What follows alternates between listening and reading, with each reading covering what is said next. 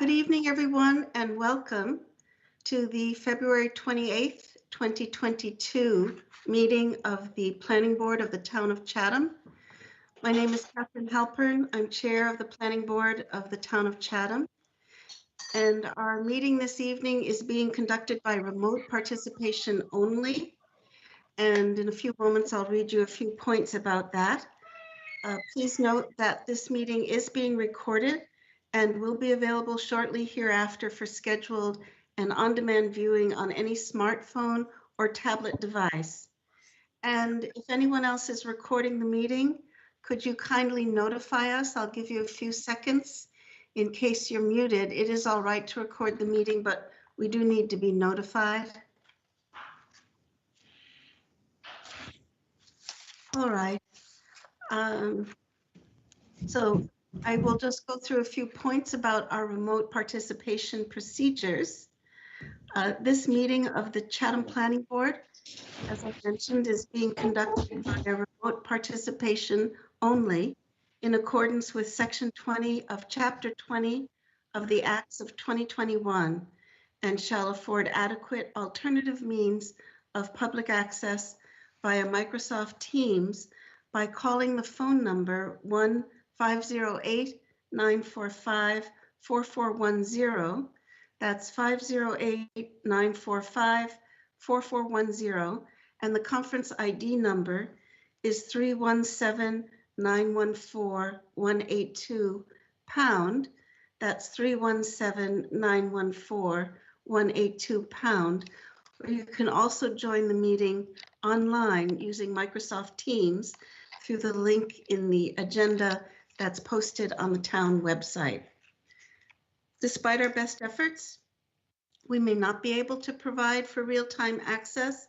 And as I mentioned, we'll post a record of this meeting on the town's website as soon as possible. In accordance with town policy, the public can speak to any issue or business item on the agenda during the meeting when recognized by the chair. And I'll go through our steps for the agenda items in just a moment. We will begin, here's a few more procedural steps. We'll begin with a roll call of all the planning board members. When a member of the public or a non-board member is recognized by the chair, would you kindly repeat your name and also the last 4 digits of your phone number if you've connected by a phone before you begin to speak. We just want to be able to clearly identify all speakers. And after an agenda item has been discussed by the planning board, I will request non-board members, citizens of the town of Chatham, to make any comments or ask questions. If there are any votes, the planning board will take those votes by roll call. And at the end of the meeting, we'll close the meeting with a verbal confirmation of adjournment, and we'll note the time of adjournment. So let's begin with the roll call of planning board members. Art Sprue, are you present? Art Sprue, present. And Tom Gagan, are you present? Tom Gagan, present. And Bob Wirtschafter, are you present? Bob Wirtschafter, present. And Roger Griffin, are you present? Roger Griffin, present. And this is Catherine Halpern. I'm also present. Warren Chain could not join us tonight. And I understand that Bob Dubas also was not able to join us tonight. So with that, do I have anyone on the board who needs to recuse themselves from any matters on tonight's agenda? So that being said, let's go to our first agenda item, which is actually the amended site plan review for 1218 Main Street, proposed change of use from a retail market to hair salon. The applicant has requested a continuance for this matter to our meeting scheduled for March 14th, 2022. So could I have a motion that we continue this matter to our March 14th, 2022 meeting? This is Bob Wirtschafter. I move that we continue this to the next meeting. Thank you, Bob. Could I have a second? Art Sprue, second. All right, we'll do a roll call vote. Art Sprue? Art Sprue, approve. Tom Gagan, Tom Gagan, approve. Bob Wertschafter, Bob Wertschafter, approve. Roger Griffin, Roger Griffin approved. and this is Catherine Halpern. I also approve that we continue the matter of 1218 Main Street to our March 14th meeting. Thank you. Next on our agenda is a long-range planning item. And let me just go through a few points about that. As Ally summarized very well in the staff report, basically what we have organized for this evening is a information meeting, a discussion meeting regarding a proposed zoning bylaw amendment that is being submitted by the Airport Commission that will create zoning in the runway protection zone. We have a public hearing scheduled for this matter on March 14th. As all of you know, I'll just remind the board and the public about the process regarding this. The proposed zoning bylaw amendment was drafted by the Airport Commission, and then it was submitted to the Board of Selectmen for their review. And the next step in the process is that the Board of Selectmen sends it to the Planning Board to hold a public hearing. And so our role is to hold that public hearing, which we've scheduled for March 14th. As a courtesy to the board, and actually Ally and I had hoped to schedule this earlier, but we did manage to schedule it for tonight. We have scheduled this meeting tonight, which is really an information meeting. It's an opportunity for the planning board to ask questions about the proposed bylaw amendment for the runway protection zone and to vet those questions.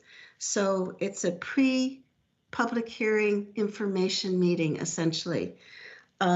We have with us tonight Terry Whalen, who is the member of the Community Development Department, who is the principal liaison with the Airport Commission. And also we have the chair and vice chair of the Airport Commission, Huntley Harrison and Mike Galen.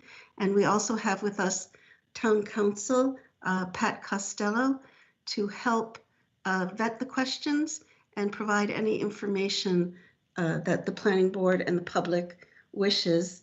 One thing I would like to ask before we get started, just a reminder to the planning board as well as members of the public. As everyone is aware, there are many issues that have come up in our town regarding the airport. This meeting is really just specifically about the proposed zoning bylaw amendment for the runway protection zone. So if we can confine our questions and comments to that matter specifically and gather information on that matter specifically, I think it will really help clarify the process and fulfill the purpose of this meeting. So I believe with that being said, our first step is to ask Terry Whalen. He has a presentation, a PowerPoint presentation regarding the proposed bylaw amendment. Please go ahead, Terry.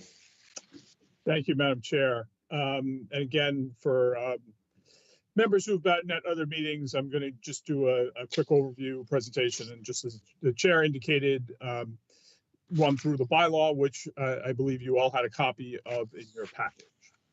So with that, I'm going to share my screen here.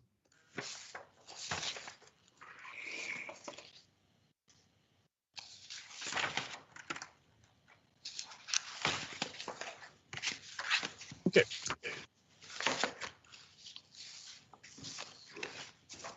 So for tonight's quick discussion overview, really, and so we can get to questions and answers. Again, for really why this proposal before you is the continued coordination on land use planning interests of the planning board and the Airport Commission. And more specifically, this is a follow-up from the 2021 airport RPZ meetings that we had, where we did discuss in all different types of terms, general terms, the RPZ and pursuing an overlay zoning district, and then More specifically, we'll talk about the discussion of the RPZ overlay district draft warrant article as proposed for the May 22nd annual town meeting, and will be subject to a public hearing, as was mentioned, on May 14th.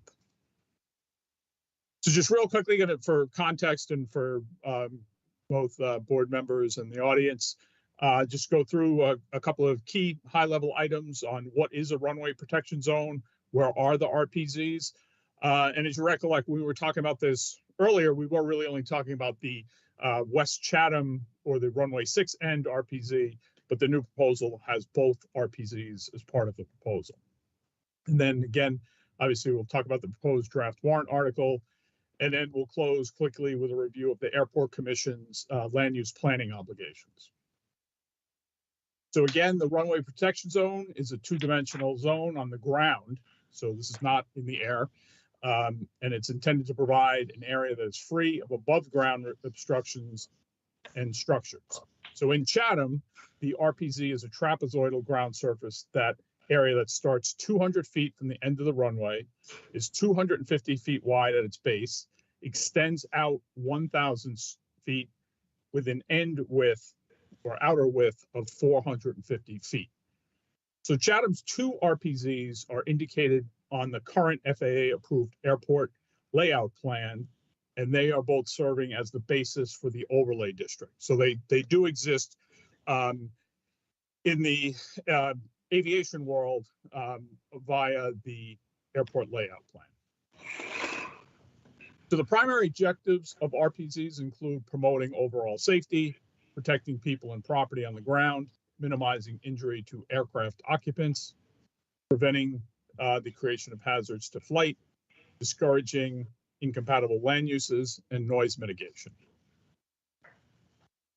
So again, what is slightly different from our discussion previously, although we did mention we had two RPZs, again, the proposal we're going to review or discuss this evening includes two runway protection zones. So one at the southwestern corner, or the runway 6 end, and at the runway 24 end, or the northeast corner of the airport area. So more specifically, zooming in here on the runway 6 end and using overlay on the 2000 over recent graphics here for hopefully some greater context. I've got this red and yellow RPZ area highlighted to show the relationship of the RPZ to both the runway end and then also its corresponding position. So again, this is the 200 feet, the 250 foot base, 1,000 feet out from the center line to a 450 foot outer width. And again, that general area is about a little over 8 acres. On the northeast corner, again, same size RPZ. So again, the 200 feet from the end of the runway, 250, 1,000, and 450 feet.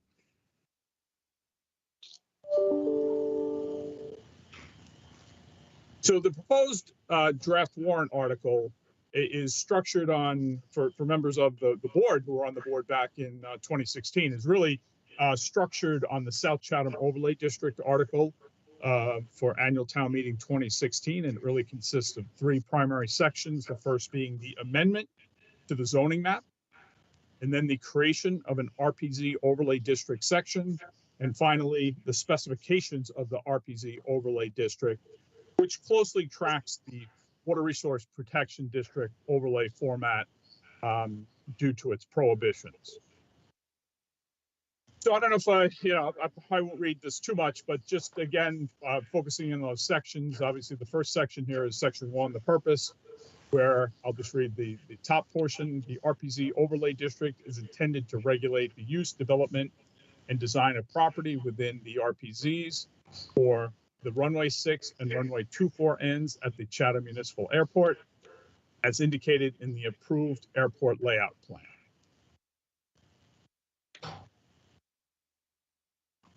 So section 2, as proposed in the bylaw, is a cross-reference to the zoning map amendment portion of the draft article. So again, the draft article has three things going on at the same time. So it's just, again, probably a little bit better explanation that I just described for the RPZs, but this is, again, the same language of two isosceles trapezoidal areas formed off the runway ends with the dimensions I had indicated previously.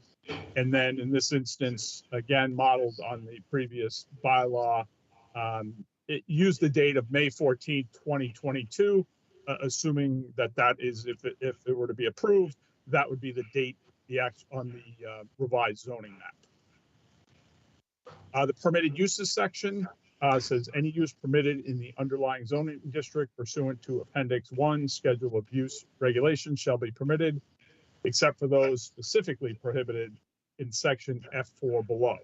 So this is really the structure and basis of what the article is looking to do, and really the intent here is to implement the provisions of the advisory circular regarding runway protection zone. So the prohibited uses proposed in this overlay district include residential uses, retail, commercial, industrial, school, institutional, and religious uses to the extent that prohibition and/or regulation of such uses is permitted under the provisions of General Law 40A, Section 3, and/or any other applicable provision of the law.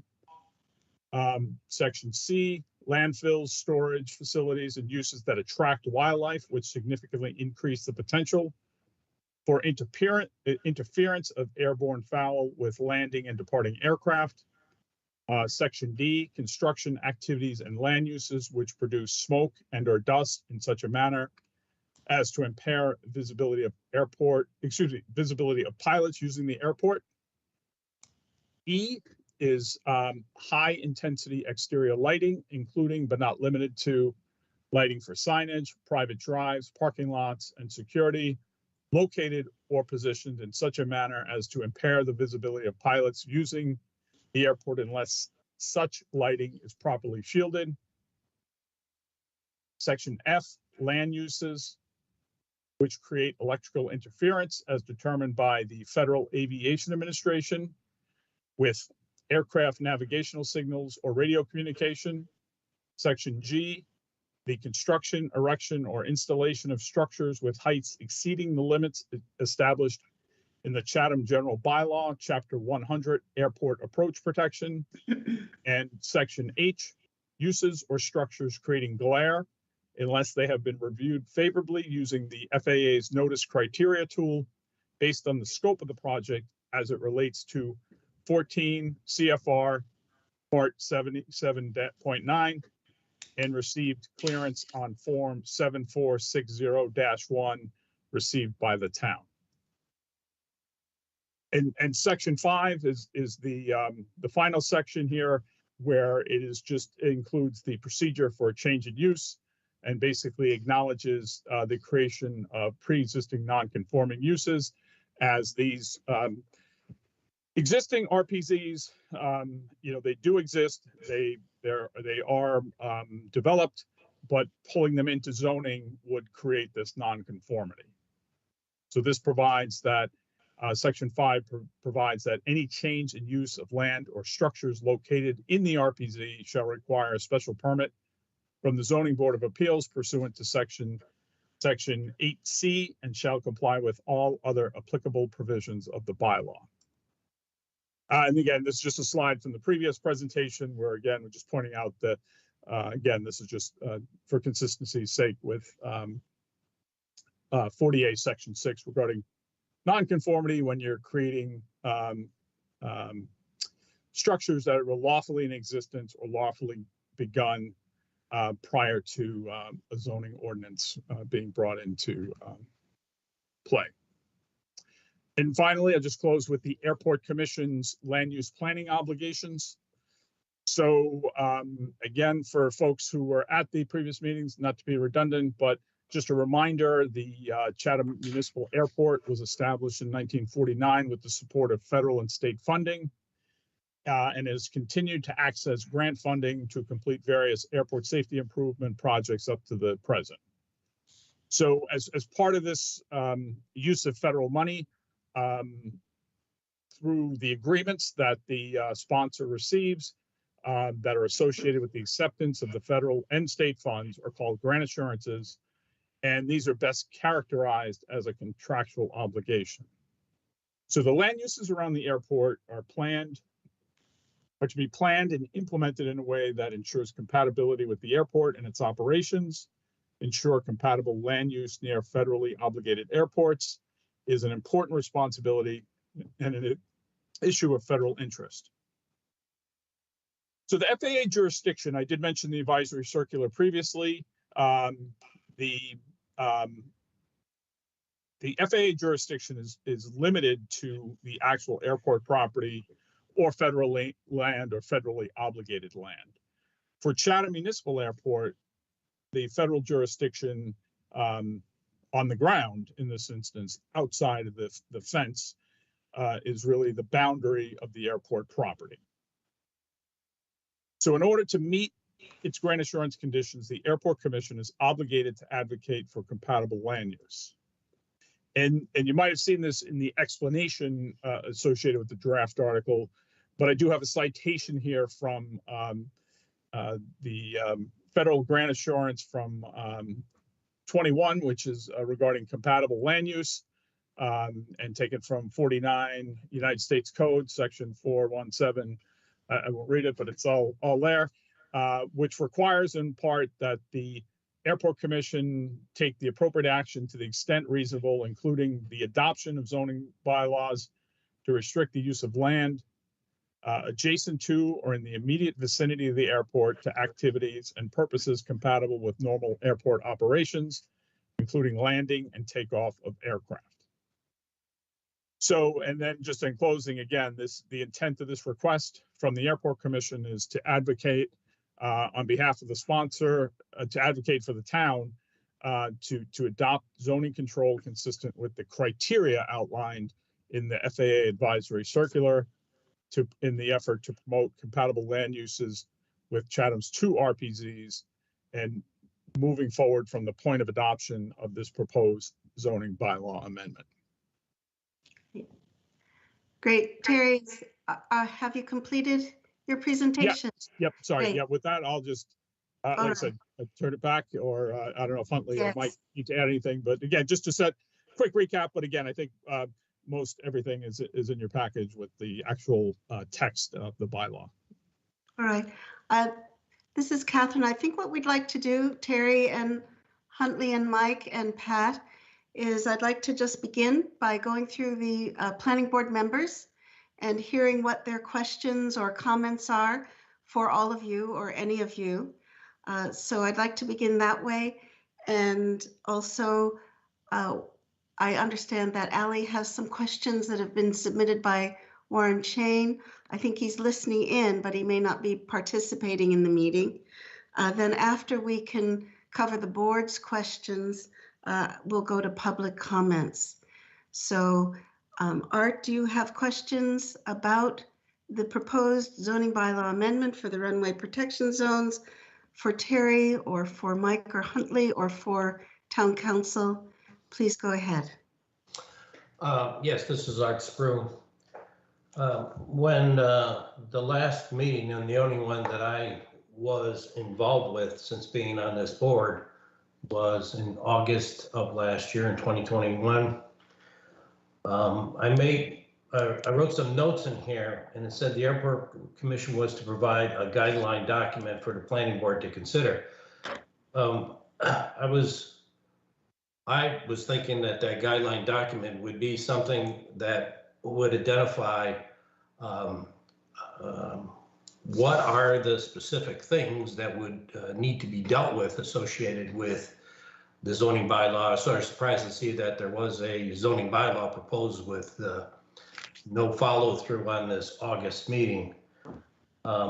So the first question I have is, and I keep getting crossover on some of this, is this FAA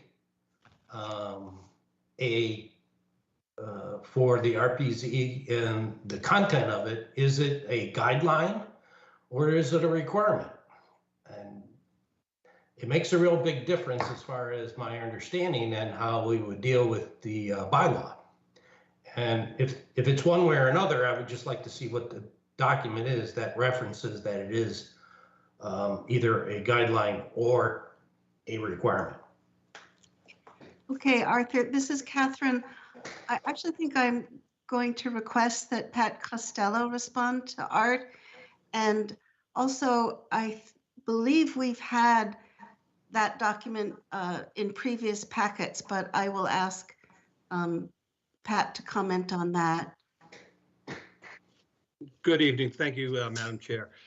The obligation of the Airport Commission to take appropriate action to seek proper regulation of land uses in the vicinity of the airport is a requirement of a federal regulation. As Terry noted, it's technically 49 USC section 47107A10, which does, as Terry noted, require the Airport Commission to take appropriate action to the extent reasonable, including the adoption of zoning bylaws to restrict the use of land adjacent to or in the immediate vicinity of the airport to activities and purposes compatible with normal airport operations, including landing and takeoff of aircraft. Further, the FAA has incorporated a grant assurance, which, as Terry noted, is a contractual obligation that the town has assumed in consideration for the receipt of federal funding in aid of the airport, which imposes the same requirement in essence. So we are legally, if you will, bound by this requirement, both per federal regulation and as a matter of contract. So it's within those two bases, if you will, our context that we are required to take action. As Terry has noted, the Airport Commission, by virtue of its authority under Mass General Law, only has authority and jurisdiction over land within the airport. What it is doing by submitting this zoning bylaw amendment proposal to the town for review by the select board, the planning board, and ultimately by town meeting is taking what it deems to be quote unquote appropriate action to secure those safety measures that are imposed by the federal regulation and the grant assurance. Okay. Well, the reason why I started off with that question is because when I read through the documents that were provided to us, I just found something that was somewhat confusing to me as far as what the airport does or doesn't have to do. And what I'm referencing is there was a response back in January of 2016 for, it was responses to some complaints. And the one item that I picked up was item number 4, which had to do with the grant assurance 21 compatible land use. And the person who sent this letter in this response was Mary Walsh. She was the manager of airport divisions. So I assume that she is a knowledgeable person. And there's just a couple of sentences from this item 4 response that caught my eye, and I'm trying to understand.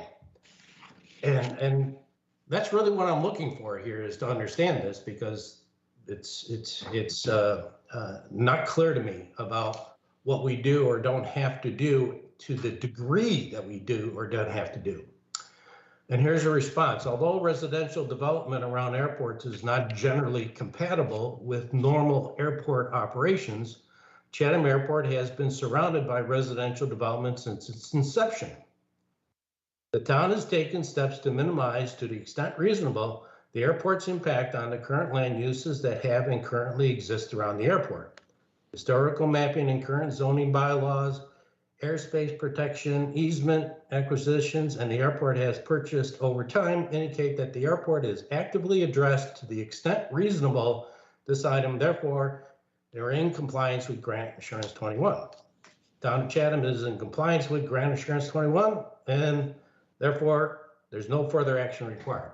So what I'm trying to understand is this person, Mary Walsh, has stated that they're in compliance associated with that. So to what degree do we have to put the content as it is structured in this bylaw? And why is what she's saying here inconsistent to what I heard just a little while ago? I'll be happy to address that. Yes, please go ahead, Pat. I am familiar with that FAA determination on a complaint that was filed. There have been multiple discussions between the FAA and Airport Commission staff relative to this particular issue. The FAA did in fact determine back in 2016 that the measures that the town had adopted to that point were reasonable in scope. Nothing that is on the ground out there now in terms of development, structures, what have you, within the RPZ will be impacted by this proposed bylaw. The purpose of this bylaw is to have proactive effect going forward to assure that there aren't any further development endeavors within the RPZs that could violate the tenets of the federal regulation. So by adopting this particular overlay district bylaw, what the Airport Commission seeks to do is secure the area for future development purposes to assure that any such improvements or development are consistent with FAA requirements. The FAA has determined in 2016 that they did not deem there to be any violation of this particular grant assurance. Whether they will consider that to be the case today or next year, when or 3-4 years from now, when a new administration comes in, is open to speculation. I believe all that the Airport Commission is endeavoring to do right now is take such reasonable and appropriate action by using the tools that are available to the town to secure the safety of users of the airport and nearby residents going forward. So I certainly understand your question, and it is a very keen observation. Whether the FAA would issue that very same determination today, I cannot say. I would hope that they would not find the town of Chatham to be in violation of this grant assurance, but by adopting this bylaw, where I don't even want to go so far as to say it's a belt and suspenders approach. It's a reasonable approach that most municipalities that have airports have adopted. Most municipalities with public airports do have such RPZ zoning bylaws. So we're, in essence, trying to catch up in that regard. Thank you, Pat. Arthur, I see Terry Whalen's hand is raised. Would you mind if I recognized him? He may have a response also. Go ahead. To your question. Please go ahead, Terry. Oh, thank you. Yeah, sorry, I didn't. There we go. My hands out. Sorry about that. Yeah. So just again, I reflecting what Pat said again. Like any compliance, it is a continuum, and this is part of some of this is a resultant from this outreach or activity is in response to certain things that are also had been discussed at the time too. So changes to zoning within the RPZ. In particular, one end, again, for the Airport Commission to meet its obligation, it does need to be involved. And that's something that we just started going back to, 2008, 2019, with the previous chair, informally reaching out to the planning board chair and community development staff when there was notice of some potential changes coming down in zoning for the area. So just for context, and again, it's just that it's a continuum, and over time, the Airport Commission just needs to be cognizant of things that are going on in the surrounding land use. Thank you. So Arthur, please go ahead if you have continued questions. One last one, at least at this point. We as a planning board, and I'll put this out to Terry or town council or the airport commission. We as a planning board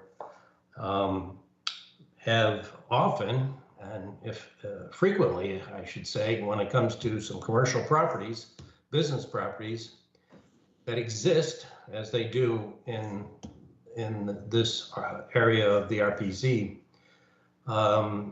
there is a filing that needs to be done when an application comes in for a change of use. And that could be as an expansion to the building or just a change of a use from one use to another. How do we go about dealing with it if one of the changes of use happens to be listed here, but essentially they're not making any changes to the structure or anything else associated with that? Does that mean that that cannot go forward and they can't apply for any change of use? And that means if the current business goes out of business, does that mean that the property is worthless and you can't do anything with it? I sort of need clarity on this because applications come to us all the time. We have one on our that we just continued, which is a change of use. There used to be a market there, and now they're putting a salon in there. It's a change of use. What do we do in that case? And Pat, yes, Sure. please go ahead. Thanks, Madam Chair. The proposed overlay bylaw does have a specific section 5, regarding changes in use. What it would call for, if and when the bylaw is adopted, is that any change in use of land or structures located within an RPZ will require a special permit from the Zoning Board of Appeals, complying with the general special permit provisions of the zoning bylaw and other applicable provisions of this bylaw. So that imposes a new standard, if you will, for permitting changes in use within the RPZ. It would be the Zoning Board of Appeals who would issue a special permit for such changes. Great, thank you, Pat. Does that answer your question, Arthur? For now, yes. I'll see what the other board members say, and then I might circle back for a final comment. Sure, absolutely. So why don't we go to Bob Wirtschafter? If you have questions or comments for Terry or Pat or Mike or Huntley. So one of the issues that comes up is a question of liability. Does this actually do anything to reduce the town's liability, or is this just a whatever is prevented from being built in the future would be the way to reduce our liability? Again, I think that's a good question for Pat. Sure. Again, thanks, Madam Chair. Anytime a town engages in regulatory activity that seeks to condition, regulate, or limit certain types of activities based on public safety concerns or potential hazard abatement bases, we're helping ourselves from a liability perspective. Doing nothing where there are known hazards present is exposing us somewhat, certainly, to liability, whereas taking affirmative steps to limit or eliminate those potential harms or hazards is considered to be a good faith effort to mitigate, and thus we're fulfilling a duty or responsibility. I will say this, under Massachusetts General Law, the Tort Claims Act, Chapter 258, we are somewhat insulated statutorily from liability for decision-making processes such as this. Discretionary acts or functions of town boards and officers are not subject to tort or negligence claims. So while our liability may be limited or capped by statute, I just don't see that it could hurt taking the additional measure of affirmatively adopting a regulation that would help preserve public safety. Thank you, Pat. So two of the other options that are given are purchase of lands or easements. Is that it seems to me, given what Art was talking about before in terms of limiting use on a piece of property, that there could be legitimate claims of lost value for the land. And I'm wondering how much of that has been considered in putting together this overlay. Maybe I don't know who answers that question. I think, Pat, if you have a comment, please go ahead, and I might Sure. see if Terry can also comment. Thank you. Sure. Each one of those tools or initiatives is available to the town in order to mitigate the potential harms or risks associated with operating an airport. Zoning restrictions or regulations are by far the least intrusive of the options you had mentioned. Outright acquisition of easements or fee interest in property would absolutely entitle property owners impacted thereby to compensation under both the federal and state constitutions and laws adopted respectively. Zoning regulations are at their core efforts by the town to preserve the public safety, welfare, and health of the community.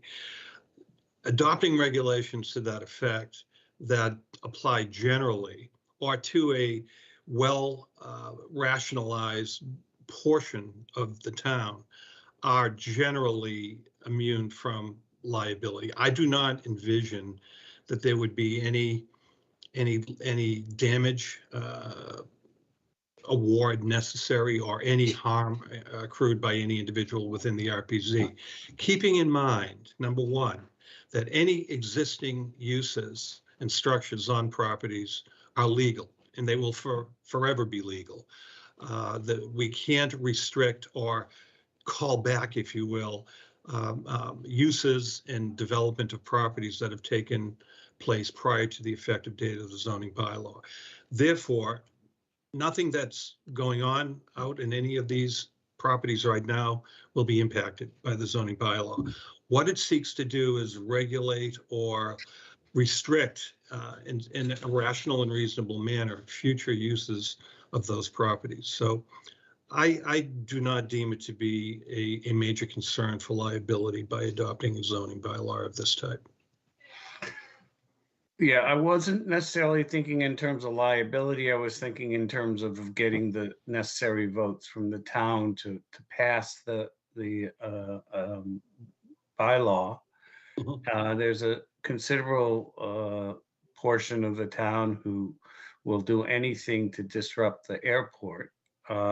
And so I'm wondering to what extent this plan has the likelihood of being approved, and what happens if it's not. Those are the sort of where I'm unsure at this point. If I may, Madam Chair, just Yes, briefly. please go ahead. Please comment on the it- process also. Yeah, sure. The alternative to adopting a zoning bylaw to meet federal or FAA requirements, acquisition of easements or fee interest in property would likewise require a 2/3 vote of town meeting, because we would have to appropriate funds to pay any damages pertinent to the land acquisitions. So I think this is step one, if you will, that most communities would rationally look at as a basis or as a tool or a measure to secure safety within the airport zones. And it is ultimately up to the town meeting. You're absolutely correct. I mean, all that the airport commission can do right now is, I like Terry's use of the term advocate. It has presented this zoning bylaw for consideration by various town boards and ultimately by the town meeting. It has no authority or power beyond that to adopt the regulation. It's now within the process of the Mass General Laws for review and recommendation, obviously by your board, and then ultimately, if it goes on the warrant, it'll go to town meeting and it'll be in a yay or nay. And I think the best thing the Airport Commission can do is stress the merits of the bases for the proposed bylaw and let the citizens of the town make their decision as they deem appropriate. And Pat, may I just interject, Bob? Pat, can you just address the other part of Bob's question? if the town does not pass this proposed bylaw amendment at annual town meeting, what then is the process? What then is the situation? Well, as we've said, FAA has looked at this issue in the past. It hasn't come down on the town in terms of determining it has violated any grant assurances. It's certainly not going to hurt our case by making a good faith effort to get the bylaw passed. If it does not pass, it will not be due to any inaction or negligence or inadvertence by by any board in town, particularly the airport commission. We've done what we could do to shepherd the bylaw through. So if it were to fail the town meeting, that's the legislative whim of the citizens of the town. I don't think it would have any negative recourse to us. And and I guess my question would be, is there a time if the airport commission would choose to introduce the bylaw again, is there a time limit, or if it's voted no at town meeting 2022, can it be reintroduced in the future, or how does that work? Yes, 2 there would years. be a cooling off period if it's substantially in the same format that it is right now. It could obviously be amended in substance and come back. The commission could come back with a substantively different bylaw that may be able to bypass that delay period. Okay, thank you very much. So Go two ahead, more Bob. questions, two more. I want to sort of get at some of the questions that other people have or claims that I've seen. One of which is this bylaw has nothing to do with tree cutting on the airport itself or any actions of the airport itself, and therefore it's totally independent of any of those decisions that are being made by the airport commission within the airport. I see both Mike and Huntley have their hands raised to respond to your question. Mike, would you like to go ahead? I think you were. No, I defer to the chairman. Yes, okay, then Huntley, please go ahead. I think you're muted, Huntley. Yes, I am. I'm sorry. I apologize. No, this has nothing to do with that. They're two totally separate items. This is totally has to do with the RPZ. It has nothing to do with the tree clearing or obstruction removal. Okay. And then my last question, which is, I guess,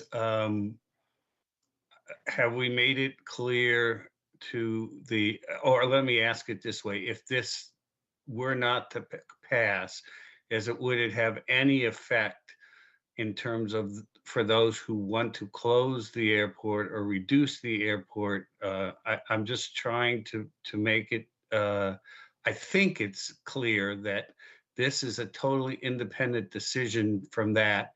And those people that do not want the airport could vote for this, and it would have absolutely no effect on the airport itself. Yes. That is correct. Thank you, Huntley. And Mike, did you want to also comment? No, I think Huntley did it. I mean, this is zero effect on that. The RPZs exist virtually automatically, just based on geography and the layout of the airport, and the rules within are on the books with the FAA for many years. Okay. And this RPZ, just for information, is the exact RPZ we have today is more than a decade old. Yes. Okay, thank you, Huntley and Mike. Bob, does that answer your question? Yes, and that's all I have for now, Catherine. Thank you very much. Tom Gagan, questions and comments for Pat, Terry, Huntley, or Mike? Yes, Madam Chair, I'd like to save my questions until all of the members of the board have spoken. All right, that's fine. So we'll go to Roger Griffin. If you have questions, comments, Well, I please think go ahead. yes, I do. A few, I guess. When we look at if this runway RPZ is approved, now the properties that are affected by that, even though we're saying everything is fine for now, maybe I'm not sure who'll be able to answer this. isn't the value of the property, if I was a business owner and I realized, isn't my property worth less? Isn't it sort of a target on my back? I know we're saying that the likelihood of this ever happening may not. And I don't mean the way it sounds, but I guess when I think about big government, I mean, if you were telling me it was, someone else in town that owned the building, but when I hear that the FAA is actually going to have the fate of my destiny with my property, I don't know. I mean, I know we're saying that the likelihood of it not happening, it doesn't help me too much because I'm thinking, wow, we just have a pandemic. We have no housing probably anywhere in this country. And now we have an invasion going on, what we thought would never happen. So I guess the next thing should have dropped would be the FAA. But I'm just saying, we don't, are there properties going to be worth any less, or is there any way of us, who would answer that question? So this is Catherine Rogers. So I just want to be clear that is your question, simply put, that right now the RPZ exists, it's there. It's been there, as I understand, since 1952. Right. And Mike clarified it's been there in its current state for at least 10 years. Right. And is your question simply that if the zoning is implemented, let me finish, will that decrease property values? Is that your question? Yeah, yes, especially the product like the Runway 6, where the overlay district we're talking at this point, job lot, reserves. I mean, even though the FAA may not take any action, but they might. What about those properties? How are they affected? Never mind what their use would, what the value of their property would be. Well, when you say, this is Catherine, I just want to clarify, when you say the FAA will not take any action, but they might. So what exactly is your question regarding what action the FAA might take? Well, I'm talking before they might. I mean, we approved the overlay district tomorrow. Yes. I mean, in those properties, I mean, I don't think would they have the same value the next day now that they know what is looming out there? I mean, so you're asking about market values. You're asking about property market values. I don't know. If I may comment, I do not know if anyone here is actually competent to answer the question about property market values. We can't predict that. I do see that Huntley Harrison's hand is raised, so I will ask you for your comments. Yes, Huntley, thank you, Madam yes, Chairman. go ahead, Huntley. I haven't had any experience with other properties or other airports where property values have either gone up or down or stayed steady with regard to an overlay district. I can only mention that if there were investment in a property, that investment could take place as long as it met the FAA standards if the overlay district went through. And that could enhance the value of the property. And there are things that could happen with either with a change of use or with an improvement to the property that could fall within the guidelines and could in fact enhance the value of the property. Again, I think as the chairman said, talking about future property values is very difficult. And I don't even pretend to know about that. So I think, I think down, if you look at Hyannis and you look at the two new buildings that were built in the RPZ at the end of Runway 6 in Hyannis, right on Route 132, there's a Walgreens there and there's something else there. I don't think those corporations would go in there if they thought they were that property would lose money. So I don't, and that's just my opinion. Is it right? Is it wrong? I have no idea. Yeah, again, this is Catherine. I think to talk about property values with, the potential effect of rezoning on future property values, I think is pure speculation on anyone's part here. So it's pretty difficult to discuss. The one thing that I would point out is that regardless of whether the RPZ is rezoned, the RPZ is still there. And it's been there, as I mentioned, since 1952. So to some extent, that still affects that property and may still affect, you could say, its market value.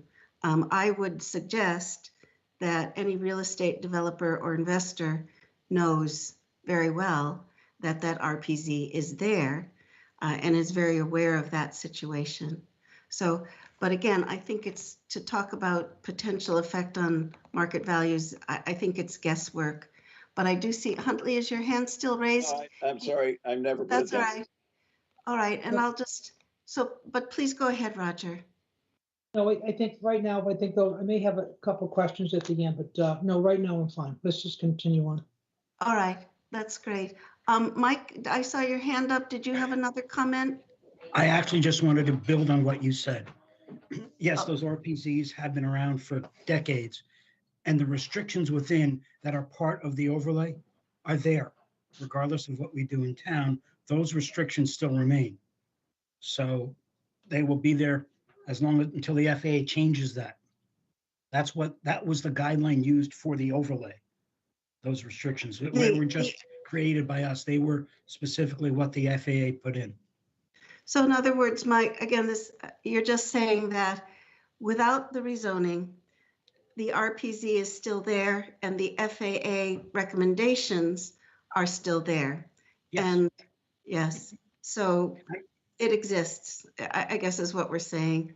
Exactly. The zoning sort of codifies what already exists. In their mind, it's the way to mitigate. If we don't want to buy the land, we can't buy all the land or take it by easement. Their last step is zoning as a means to control the use of of that land. Okay, thank you. So Roger, you all right? Yes, I am. But no. Okay, so I'm going to ask, I understand that Warren Chain submitted some questions to Ally by email. So Ally, I'm going to ask you if you have those questions, and would you like to go through Warren's questions? Sure, of course. I do believe that Warren is on the meeting right now, but he might just be listening. So Warren, if you would rather go through your questions, just speak up now. Otherwise, I will go through them. Ally, this is Warren. I think it'll be more succinct if you just read my email questions rather than run the risk of my rambling. Thank you. Okay. Thanks, Warren. Okay, so this is on behalf of Warren. The first one, in regards to the RPZs, given that the CQX runway is elevated above the elevation of Route 28, planes in the RPZ are at a higher altitude than if the runway was not elevated. Given this, is there any means of reducing the length of the RPZs to reduce the property currently in the RPZs? So maybe Huntley or Mike, can you respond? So I see Huntley Harrison's hand. Would you please go ahead? The RPZ is the RPZ. The way it's designed, the way it was in the presentation by Mr. Whalen, that is the RPZ. That's how it is designed. That's how it is now. That's how it will be. Okay, thank you, Huntley. So I guess we can do the next question. Ally, I think you're muted. Okay. Aviation easements. What funding might be available to pay the cost involved with seeking these easements, including but not limited to town debt, CPA funds, county, state, or federal grants? So this is Catherine. I'm just going to comment on this, and we appreciate the question about navigation easements. And if someone wants to answer it, we'll go ahead, but this is off topic. This actually is not related to the consideration of the zoning bylaw amendment for the runway protection zone. It's a separate matter. But Terry, do you have any comment on the question regarding navigation easements? Otherwise, we'll move ahead.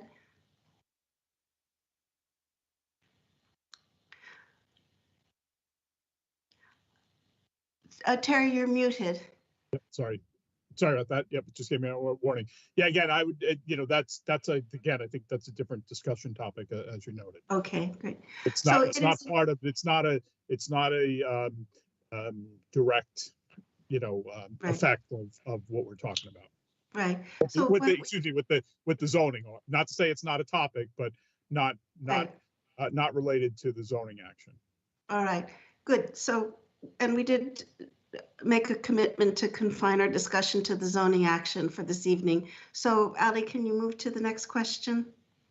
Sure, I do think it is along the same lines though, but I'll read it. Assuming the town has navigation easements, is there funding available to clear vegetation from the easement areas in the RPZ's CPA funds, state or federal grants? All right. Again, I think because it's regarding the navigation easements, it is a separate topic. So is there another question from Warren? Yep. So current homeowner obligations. Given that the current town regulations require property owners to clear vegetation from the RPZs, what town official has the responsibility and authority to enforce the existing obligations? What penalties, including but not limited to fines, deed restrictions, are available to incentivize compliance?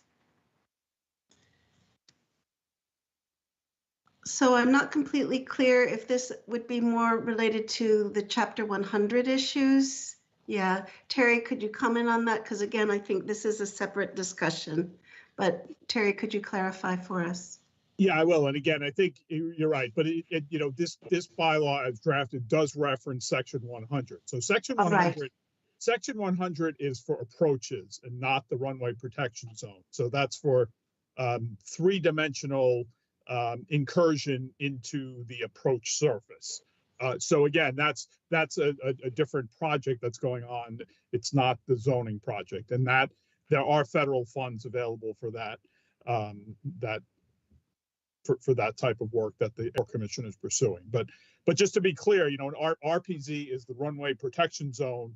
Section 100 is the three-dimensional approach surface, which is again a slope that's in the air from again bringing an aircraft onto the runway. And the navigation, and again, just to clarify, as I understand it, the navigation easements deal with airspace. They do not deal with the uses on the land as the zoning does. So it deals with the vertical direction. I think Mike has his- Again, navigation easement could include all types of things, but generally, I think you're on target. Okay, but I do see Mike Galen's hand is raised. So Mike, if you wish to comment on that. The navigation easements we've been talking about in town have to do with obstacles on Okay, approaches. And they obviously begin on the ground and go up. It has nothing to do with any of the zoning issues being discussed tonight. okay, thank you. So Ali, are there more questions from Warren? Yes. Okay. If the town elected to close the airport and authorize changes in use to include incorporating land in the boundaries of the West Chatham Neighborhood Center, affordable small A housing, a COA senior center, or GB zoning, what funds might be available to prepay the outstanding FAA grants to the airport, and how much would be required to do so? So this is Catherine. Actually, what I might ask, if this is appropriate, I might ask Pat to comment on this and maybe comment on, because the question is regarding if the town chooses to close the airport, could you comment on what that process is, how long it takes, and so on? Yes, typically grant assurances bind the town for 40 years. They could be longer depending on the nature of the funding that's provided by the FAA. Should the airport be closed, I'm not 100% sure what the process would be in terms of release or waiver of any obligations under the grant assurance. I'm sure there would be several communications and interactions with the FAA on it. There could be some clawback of funds. I'm not sure. I have not reviewed the grants to that level of specificity of late, so I can't recall. But if the airport were to close and there was some assurance that it would never be reused for aviation purposes, then there's a chance that the town may see some relief from some of the grant assurances. Otherwise, I believe that there is a term of 40 years or 20 years that the town is on the hook for the commitments is assumed in those grant agreements. So we're talking about a long-term process. It would be, 20 to it could 40 be a long years. process, correct, yes. All right. And Because and the reason I say that, Madam Chair, is because much of the funding that the town has received from the federal government is for capital improvements to the airport. And like any mortgage or long-term funding for capital improvements, there is an anticipated rollout period or depreciation period over a number of years. That's why the obligation lasts as long as it does. all right. And Ali, I just want to be clear. So there was another aspect of Warren's question about funding available if the airport were to close. I just wanted to understand the process, that it's a long-term process. So we're talking 20 to 40 years out. And what was the second part of Warren's question? So if the town elected to close the airport and authorize changes in use to include incorporating land in the boundary of the West Chatham Neighborhood Center, affordable housing, small a COA senior center, or GB zoning, what funds might be available to prepay the outstanding FAA grants? Okay. I don't know. I don't think we've answered that completely.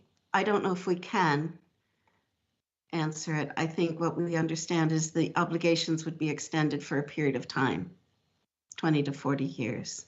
Is that correct, Pat? I would say yes, Madam Chair. I really can't comment on available funding that the town may Right. have, speculative type purposes, so I prefer to say nothing. All right, thank you. Yeah. Other questions from Warren?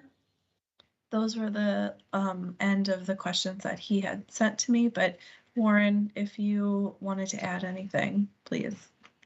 Yes, Ally, I had one other which I probably just didn't get down in time. And I would say if the town or if the airport commission chose to try and set as a policy goal to eliminate the existing structures that are in the RPZ, and therefore if the town acquired buildings in the RPZs by market purchase, eminent domain, or donation, whatever other purpose, for the purpose of taking them down, eliminating them from the RPZ, is there any special funding that is available from the FAA, state, local, or other sources that would defray the cost of doing so?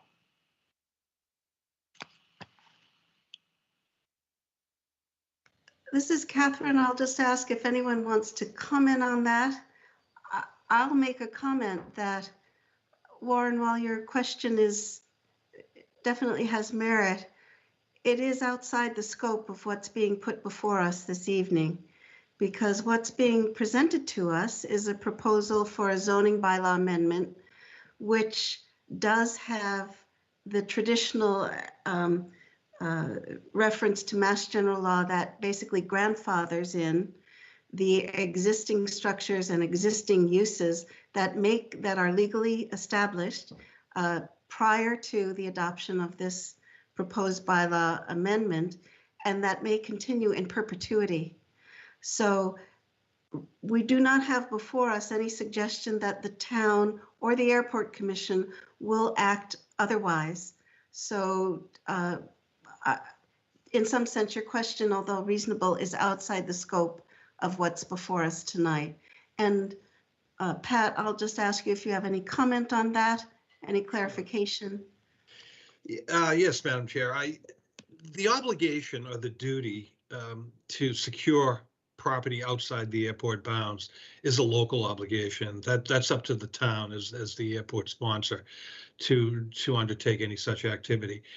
I do believe that there are certain circumstances wherein grant funds can be applied for from the FAA to assist with the costs of acquiring land for airport purposes, and they would be limited to airport or aviation related uses. But I don't think we can paint with a broad brush a scenario where the FAA is going to come in as a white knight and pay any and all land damages that the town accrues or incurs for acquiring interest in land. And any determination or decision to remove structures or acquire property outside of the airport boundaries would lie strictly with the town, and the town would be responsible for coming up with whatever funding is necessary. As I said, it would either be local or state funds to the extent they're available. I don't believe there are, as much in the way of state funding available, but I do believe that some federal funding may possibly be available for that purposes, should we apply and qualify for appropriate grants. Madam Chairman, that more than addresses my issue, and I have no further questions. Thank you. Great. Thank you very much, Warren. And I do see that Huntley Harrison has hand raised. Please go ahead, Huntley, with your comments. Thank you, Madam Chair. I just want to say that we have no interest at all in taking over any land outside the current airport boundaries. And so that's why we're looking at a zoning amendment as opposed to the other options that could have happened maybe a long time ago, but didn't.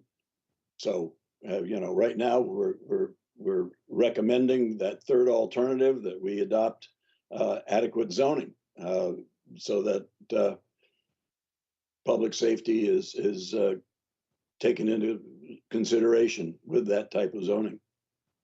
Thank you. Okay, thank you. Thank you, Huntley. And I'll just make a comment that, as Pat Costello mentioned before, doing the zoning amendment for the runway protection zone is the least intrusive option, that the taking of lands is obviously more intrusive. Huntley has confirmed that the airport is not interested in that at this time. And also we do understand, and I just want to confirm again, that as is the standard, the uses that are already established, the structures that are already established are, in a sense, we use the word grandfathered in. So even if or when this new zoning is adopted, those existing uses and structures can continue in perpetuity, basically. So just to make that clear. And so now we do come to Mr. Gagan. You asked to be left till after everyone speaks, but please go ahead with any questions or comments about the proposed zoning bylaw amendment. Thank you, Madam Chair. Tom Gagan.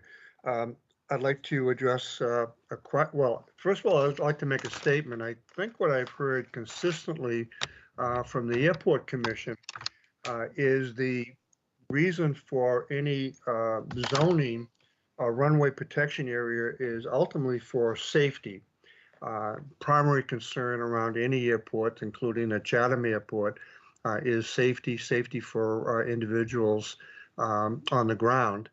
And based on that, Mr. Harrison has talked about, I think it's a 550 runway protection zone from the FAA. There were 3 runway protection zones and primary ways in which safety could be addressed.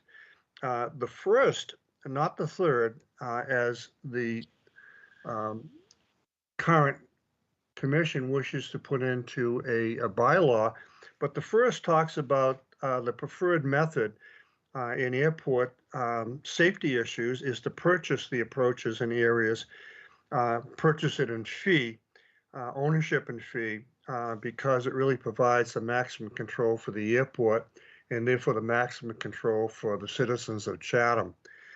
That is probably a way of dealing with a lot of the perhaps confusion or misunderstanding from the West Chatham neighborhood and the citizens of that area about what this zoning protection, this overlay district is really going to cost for them now and in the future. There's another circular out by the FAA, which also talks about not having any runway protection zones that cross any roadways that are not that are public roadways, and that's not in the best safety interest of the individuals in that area, particularly West Chatham. The possibility, the non-reality of ever relocating Route 28 is obvious. Not only cost prohibitive, but maybe you want to put a tunnel or something in, but that wouldn't work. There's a circular with the FAA advisory circular 150/5300-13 that talks about existing and planned airport elements, including the following: that the airports should be the objects in the airport should be free, and the runway protection zone areas should be under as much control as they possibly can.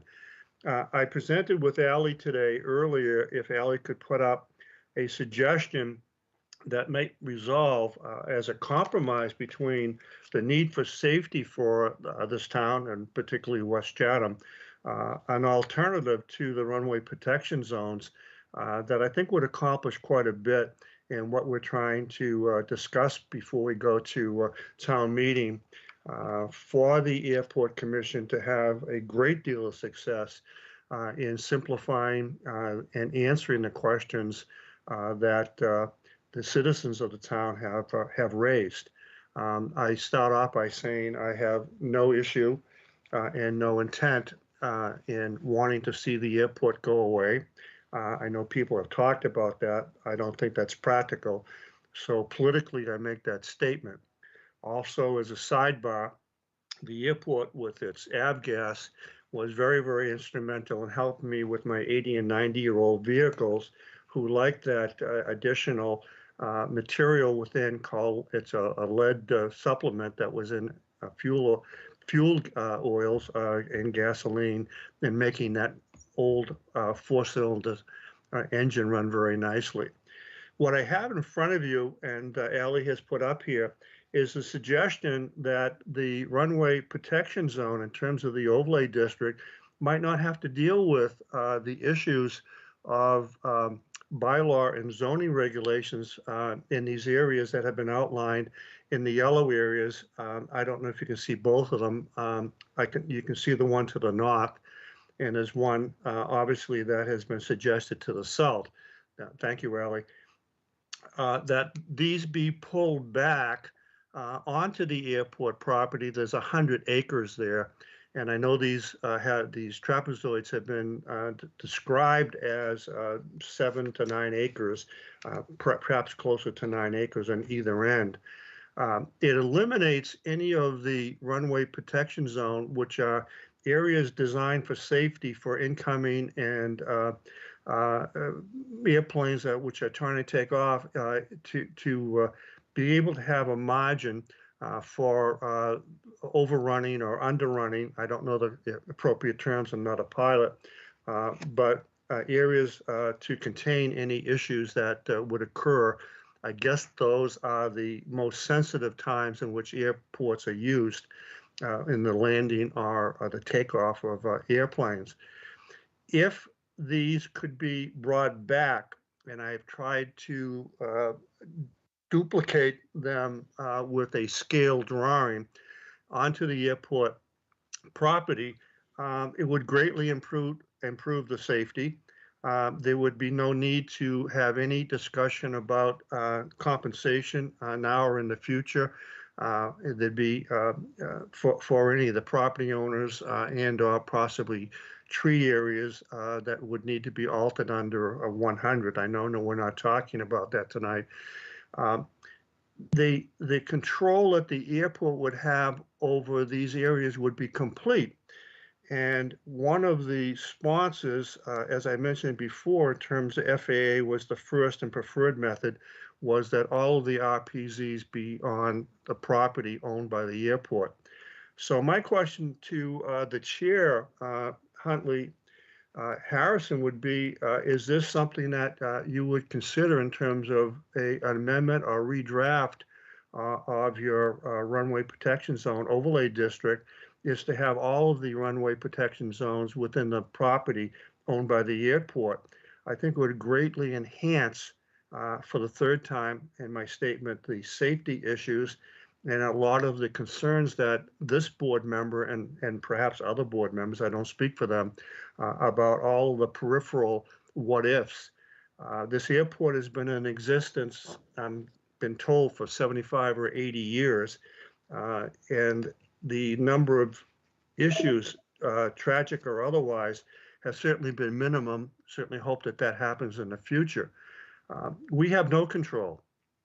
The Airport Commission, the town of Chatham, or anyone over where planes may have catastrophes. They don't have a target to come in on a runway protection zone as the only place where there can be issues in landing and taking off. The airport property doesn't have the issues that other areas, residential and business, RB2 zones would have, and worrying about who was there at that time if an incident took place. I don't see why, again, I'm not an airport pilot. I don't understand why a more simpler approach for safety purposes, and primarily for safety purposes, that we have the control within the property that our airport now currently has. That question, in terms of asking Mr. Huntley Harrison, if there's any possibility that you would consider, following the FAA major first position safety issues, that you would consider withdrawing these runway protection zones into and onto the control of the airport property. Please go ahead, Huntley. And I can give you a one-word answer on that, and that would be no. The FAA has already weighed in on this. It's been presented to them by outside sources, and they've said no. The grant assurances that we have now are specific to this particular runway, and the RPZs are specific to this particular runway. So although it's an interesting idea, and in some people's view might mitigate issues that we're discussing tonight, but it's a non-starter. Could you won't go with it, Sorry. even though it's their first preferred method. If we were building a new airport, that would be the method we'd probably use, and we would buy the property in those areas to protect future development in those areas. But right now, that's history. That wasn't done. Should it have been done? Probably, but it wasn't done. And so now we have the runway as it exists. The grant assurances are put together for the runway that we have. Therefore, the RPZs are there, and they're going to be there. I hope I don't sound terse, but that in short terms, that's the way it is. I'd like to see those guarantees, because there's no documentation that I've been able to find online that says that the FAA has preferred what's there now, and that there's no reason why these RPZs can't be withdrawn back into the airport property. This is Catherine. I do see Mike's hand is raised. Huntley, could I recognize Mike also to respond? Sure, go ahead. So Mike, please go ahead. I think you're muted, Mike. Thank you, Madam Chair. The present runway was completed as it exists today in May 2011, primarily with federal funding. The grant assurance on that project is a 20-year grant assurance. That's 2031, specific to that runway as it sits now, where it is now. We have asked the FAA. Huntley said other people have, and so have members of the commission, when we've come across them at conferences, et cetera. We've asked them, what about displacing the threshold of the runway, which is exactly what you're talking about as runway threshold displacement. And the term Huntley uses, the one they used. It is a non-starter for a variety of reasons. One, they paid for that runway to be 3,001 feet. They wouldn't be too happy all of a sudden telling us it's 2,500, 2,400 feet, whatever your numbers came out in that diagram. That's number one. Number two, they've told us that reduces safety of the airport. When you tell a pilot now, instead of the 3,000 foot runway you had to work with, you've got to figure out how to use a shorter runway. So no, and that's a greater safety issue than the RPZ one that we're discussing tonight. Okay, thank I'd you. like, may I speak? Tom, this is Catherine. I just want to make a comment. On your drawing, it looks to me like the length of the runway is reduced almost by 1/2. So it does, the displacement, the change of the location of the RPZs does significantly shorten the runway. And maybe if Huntley or Mike, you could comment on this. I do recall Matt Caron, your FAA consultant, in the past explaining that for the safety of the flights, that shortening the runway to that extent is actually not something that can be considered. But again, I'd like your comments on that. But I do recall Matt Caron making that comment in the past. Just to finish what I was saying, Madam Chair. Yeah. The decision about the runway length would be the FAA's. It's not ours. That's their decision at this point, whether or not we'd be allowed to shorten the runway by displacing the threshold. And yes, Matt has talked about that's not something they normally would think about. It's a last gasp to do it when they have to do it, and it's rare. Yes, it's listed in the documentation that it can be done, but it's something they told Right, us is can be not done. in the works for this airport. Yeah, I'd like to comment if I could, Madam Chair. Yes, please go ahead, Tom. My question, again, I've said for 3 times tonight that I'm not a pilot, but are there rules about not being able to land an airplane in a runway in an RPZ zone? We keep talking about shortening a runway. The runway is there. The RPZ doesn't prevent someone from landing or taking off in that area. The ability for the planes that are currently being used there, particularly the smaller planes, do not need the 3,000 feet to take off. I mean, I was been told that. I've seen some documentation to that. So it seems to me to be a hollow argument about what can be done, particularly as in contrary to and in opposition to what the maximum safety issues are that are prescribed by the FAA. I'd like to see the documentation that says you cannot withdraw these RFPs onto the property. So Huntley, you have your hand raised. Would you like to go ahead? Just a couple of comments. First of all, by definition, the RPZs have to start 200 feet from the end of the runway. That's the definition of the RPZ. It has to start 200 feet from the end of the runway. So that again brings this runway way down, and the FAA, having spent money to develop this runway the way it is, they're not. I mean, you can ask them, but I think you're going to get the same answer that you've had tonight from me and from my vice chair. That it's just not going to happen. They're not going to go there. They don't spend money, to do this kind of thing. And then if we go approach them and say, well, we want to shorten the runway down now because we want the runway protection zones to be totally on airport property. But that's not what I'm suggesting, Mr. Harrison. What I'm suggesting is that the argument for doing this with the Airport Commission talking to the FAA is a function of safety. And if you look at the diagram that was initially there, I don't believe that the runway protection zone that you've scheduled is 200 feet off the northern end northeast end of the runway. It is scaled to be 200 feet off the south west runway, but that's not what's there currently. And why there's a 3,000 foot runway, that was something that was predetermined by others.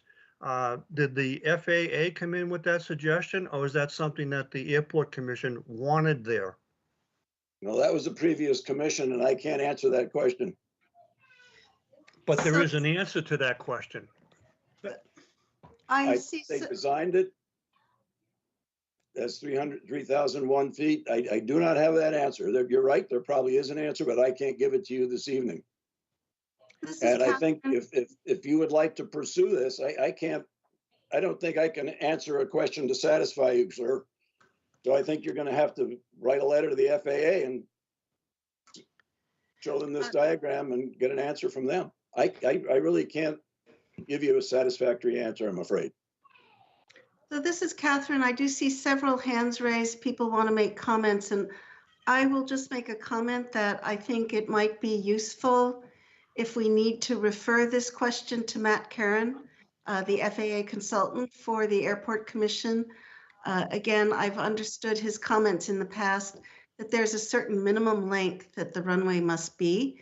And although it does make sense, it makes perfect sense, and it is the ideal situation that the runway protection zones would be located on airport-owned property. In this situation, it would significantly shorten the runway. And so we need to get the correct information about whether or not it's even feasible to do so. I have understood from Matt Caron in the past that it is not feasible to shorten the runway to that degree, but we can forward that question to him, Tom. But I do see that Bob Wirtschafter's hand is also raised. Would you like to go ahead, Bob? I just want to reiterate something that Tom said, that he's not a pilot and he's not an airport designer, and he needs to stop trying to force a very unsafe result that fits his idea of a runway protection zone when it's not. So we're voting, we're considering the proposed runway protection zone. They've given very good answers, in my opinion, that they cannot move it to where you're suggesting. If you really insist upon that as your idea, then just don't approve the one that we have in front of us. But please, let's not go down this road anymore, Tom. Okay, thanks, Bob. And then I do see, I see a member of the public has a hand raised. I do want to complete the comments and questions from the planning board before we move to the public. So I'm going to wait for a while before I call on you. And Bob Wirtschafter, your hand is still up, but you've made your comments. So any other comments from the board? I think so that being said, I think we have completed now our planning board comments and questions. So we can go to public comments. And I do see a hand raised for, is it Juris or Juris? Would you like to speak? And please. Yes, Madam Chairman, thank you very much. All right.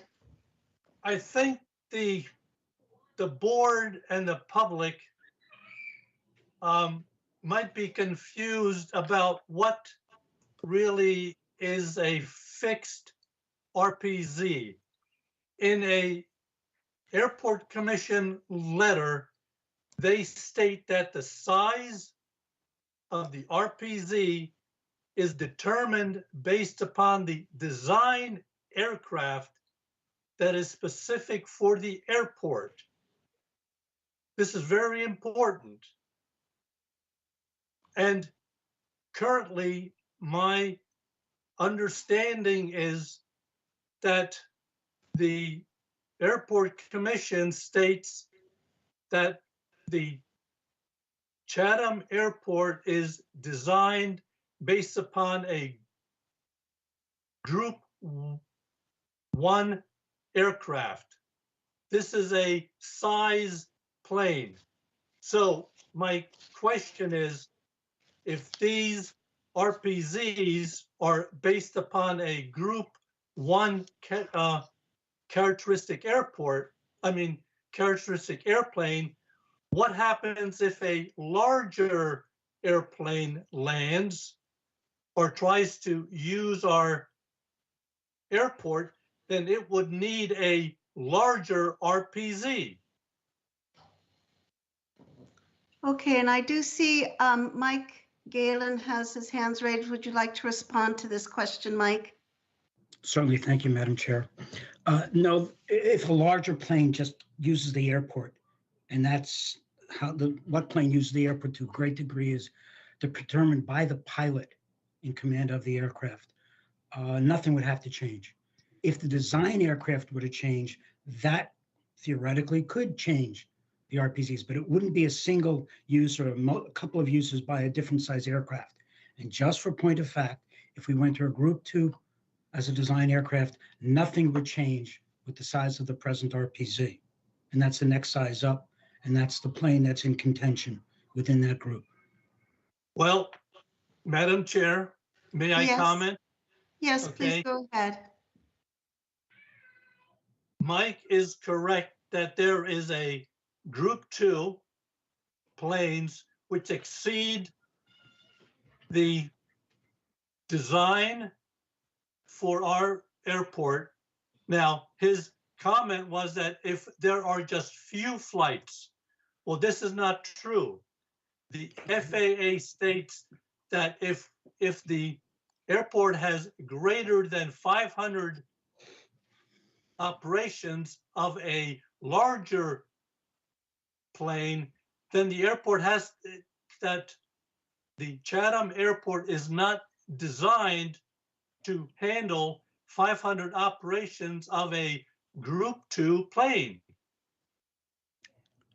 And if a Group 2 plane, which the wingspan is greater than 49 feet, which is greater than the maximum wingspan that the Chatham Airport has been designed, because of the larger planes, the RPZ would have to be longer, would have to be greater.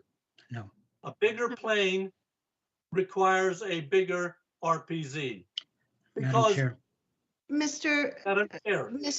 Uxtons, we have let's let Mike answer your question, and I also have a comment to make. Madam Please go Chair, ahead, I've Mike. actually addressed Matt Karen on this very issue specific to that question. I've asked him that question exactly as Mr. Uskins has presented it, and the answer is no. Yeah. As long as the approach distances remain the same, and they would, a Type 2 and a Type 1 as design aircraft would not have any impact on the RPZ. It has nothing to do with wingspan or size of that aircraft, the RPZ. There are other issues involved, but nothing concerning the RPZ. And this is Catherine, and no, I'd like to make a comment, Mr. Uxtons.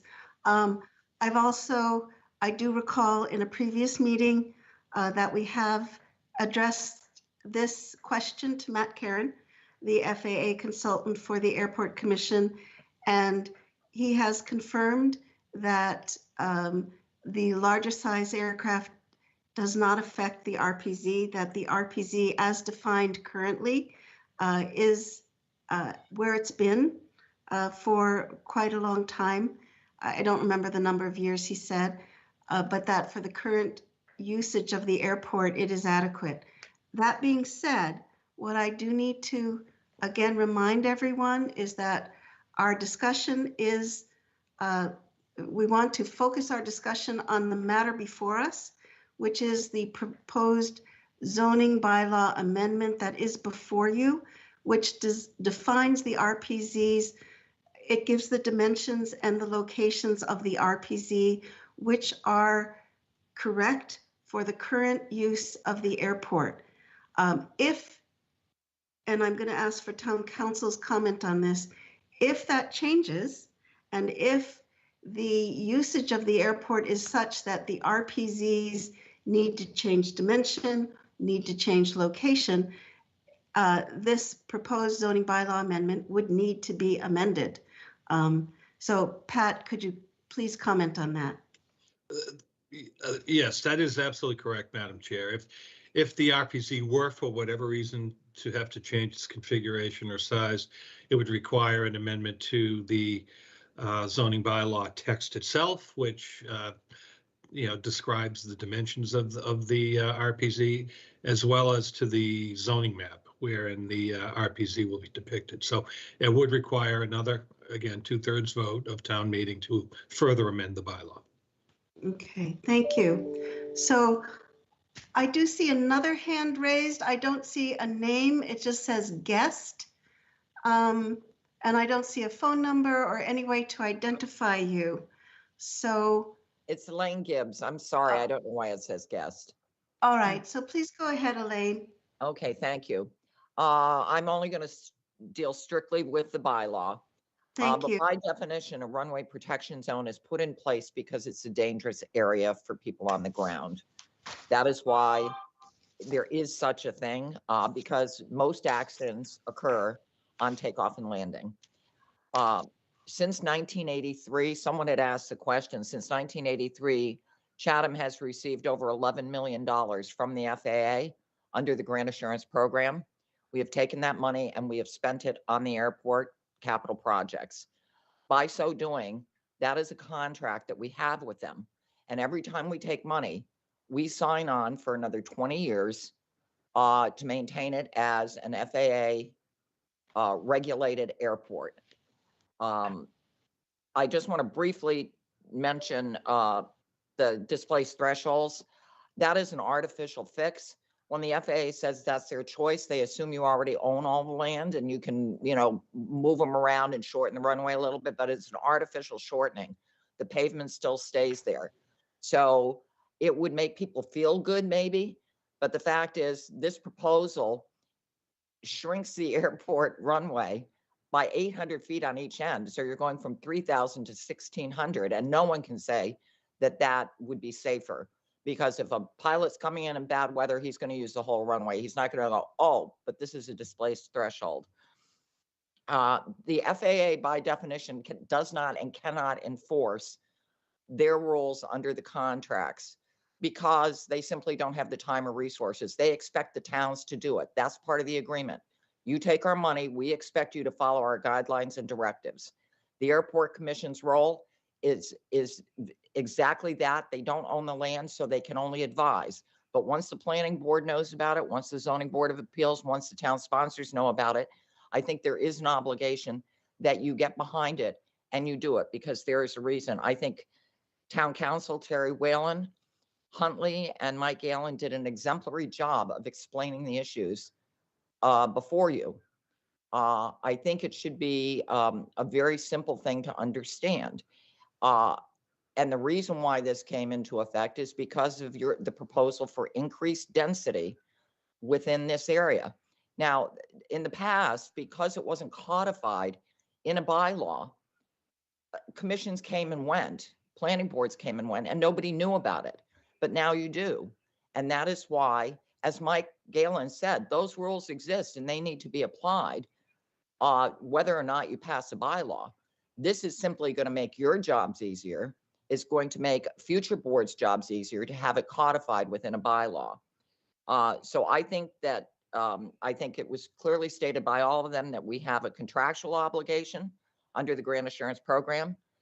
We have a legal obligation because I do believe there would be liability if we go forward putting in increasing density and there were to be an accident and it was clear that the town had known that they shouldn't be building in that area because of that, I think there would be liability. And I think Pat Costello had mentioned that in the prior meeting in August. But I think we have a moral obligation to make sure that we are not doing something that would put more people at risk. And because I think you have options as a planning board to do what you want to accomplish within that corridor, because there are other alternatives that have been discussed. You can expand the area of development and that zone on the northeast side, and it would make up the difference. So I don't think it's going to interfere with your plans, but I also think it's the right and moral thing to do. And I think contractually we have to. We've taken money, and I think we're obligated to do what we're supposed to do because it is for the safety of the people on the ground. The FAA didn't just make it up for no reason. They have track records and they have accidents reports, and they know that it is dangerous to have people residing and gathering within an existing RPZ. And it's not going to get bigger. The approach is totally different from, as Mike Galen said, it is what it is, and it's been like that for years, and it's not going to change.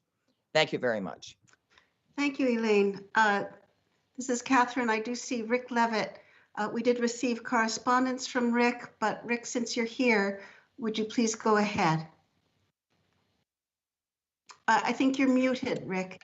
Okay. Okay, Catherine, thank you very much. I'm not muted now, am I? No, I think we can hear you fine. Thank you. Thank you. The previous speaker said that she's concerned with safety on the ground. This bylaw proposal has nothing to do with safety on the ground. It cannot change safety on the ground for people or for properties. How can it? They're there. The thousands of people visit West Chatham every single day. They shop, they live, they work. How can this bylaw proposals change anything today or in the future? It doesn't.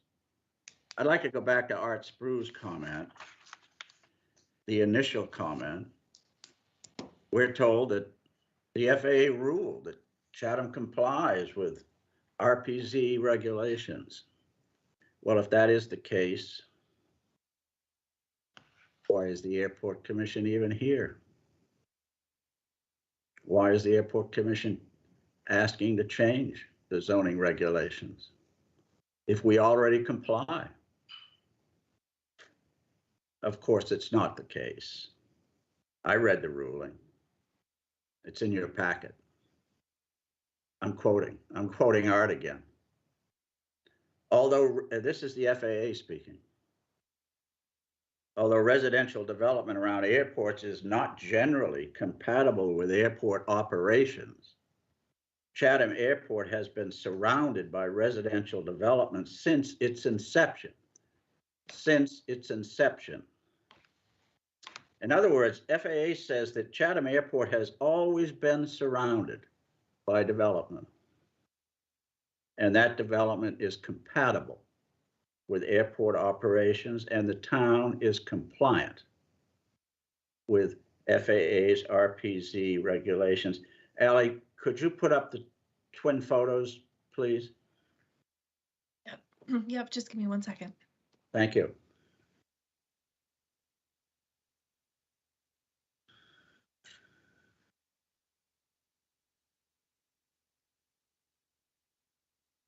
Can you see those? Yeah, I can. Can everybody else see them? Can you possibly enlarge them a little?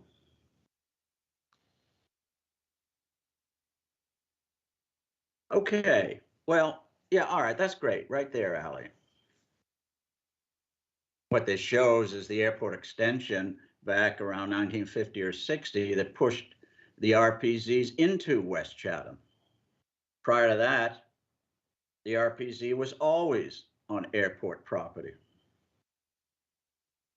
The FAA made an incorrect interpretation. Chatham Airport was not surrounded by development at its inception, but was surrounded by vacant farmland in 1935.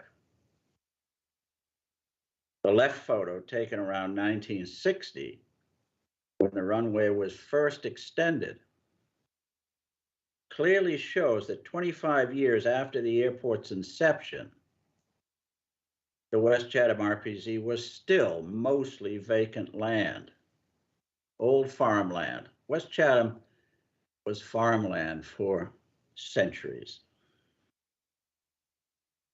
No matter how anyone tries to rationalize it here tonight, Chatham Airport does not comply with FAA regulations and never did.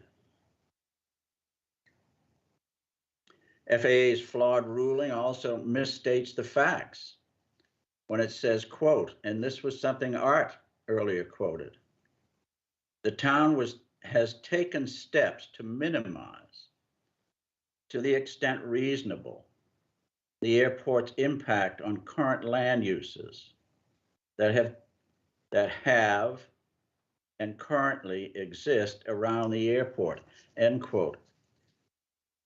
As was commented on earlier tonight, several times, steps taken by the town were in the approach zone, not in the runway protection zone. FAA's planning guide in your packet points to the confusion over the two zones. Until now, the town has never attempted to control incompatible land use in the RPZs. The right photo illustrates extensive development on private property in the RPZ since 1960. It is probably the most intense, the most highly developed area in all of Chatham. The FAA's conclusion, unfortunately, is very wrong because the town does not comply with FAA regulations that require, quote, and I'm quoting from the FAA, all existing and planned airport elements, including runway protection zones, should be on airport property. The airport's proposal here tonight is not adequate. Several people said it was adequate. It is not adequate. And it cannot make Chatham compliant. It cannot make people safe today or in the future. Thank you very much. Okay, thank you, Rick. And I do see another, and I just want to be sure, Rick, that you've presented everything you wish to present, because you did send us extensive correspondence. I think you've covered all your points. I think you're muted, Rick. Thank you. I do have other comments, but I have made them in writing, and I'm appalled at what was said here tonight. For example, the effects on property value is not pure speculation. You have a letter from a property owner saying how much this will adversely financially adversely affect him and his family. He's not speculating. I think I've covered my points, Catherine. I appreciate the opportunity. Thank you. Okay, thank you.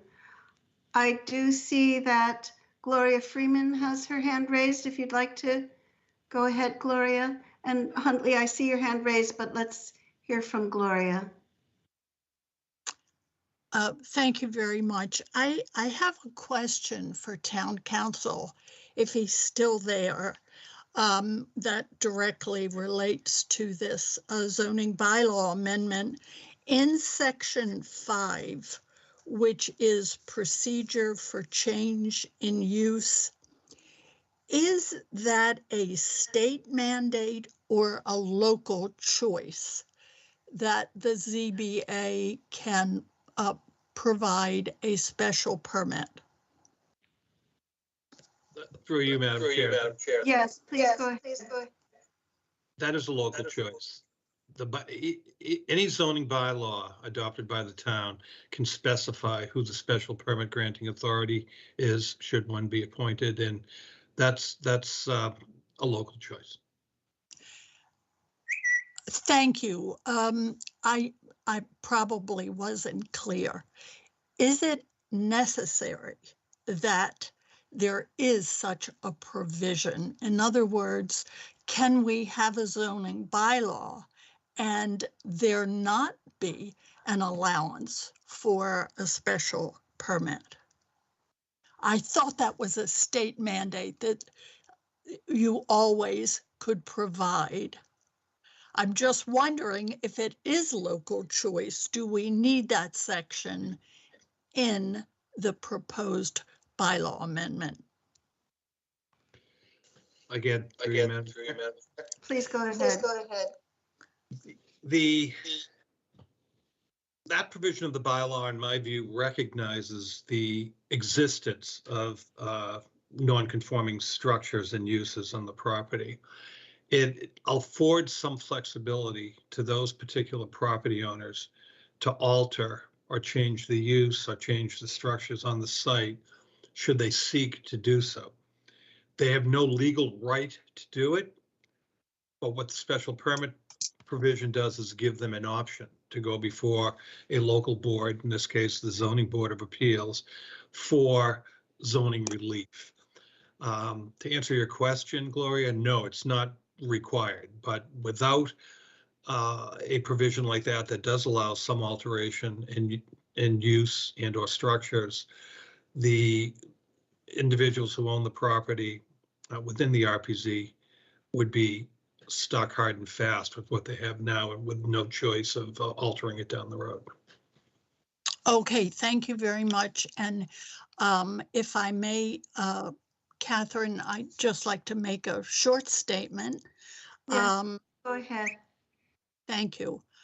I reviewed your meeting of April 12th, 2021, when Town Council was present to talk to the Planning Board about its proposed planning for the West Chatham Neighborhood Center District. You, Chairperson Halpern, you stated that, quote, we must apply alternative zoning, end quote, for the RPZ. You accepted the necessity of an overlay zoning amendment. You also said it was the Planning Board's obligation to respect the RPZ under FAA regulations. And Town Council left little doubt that there could be no future development or redevelopment in the RPZ.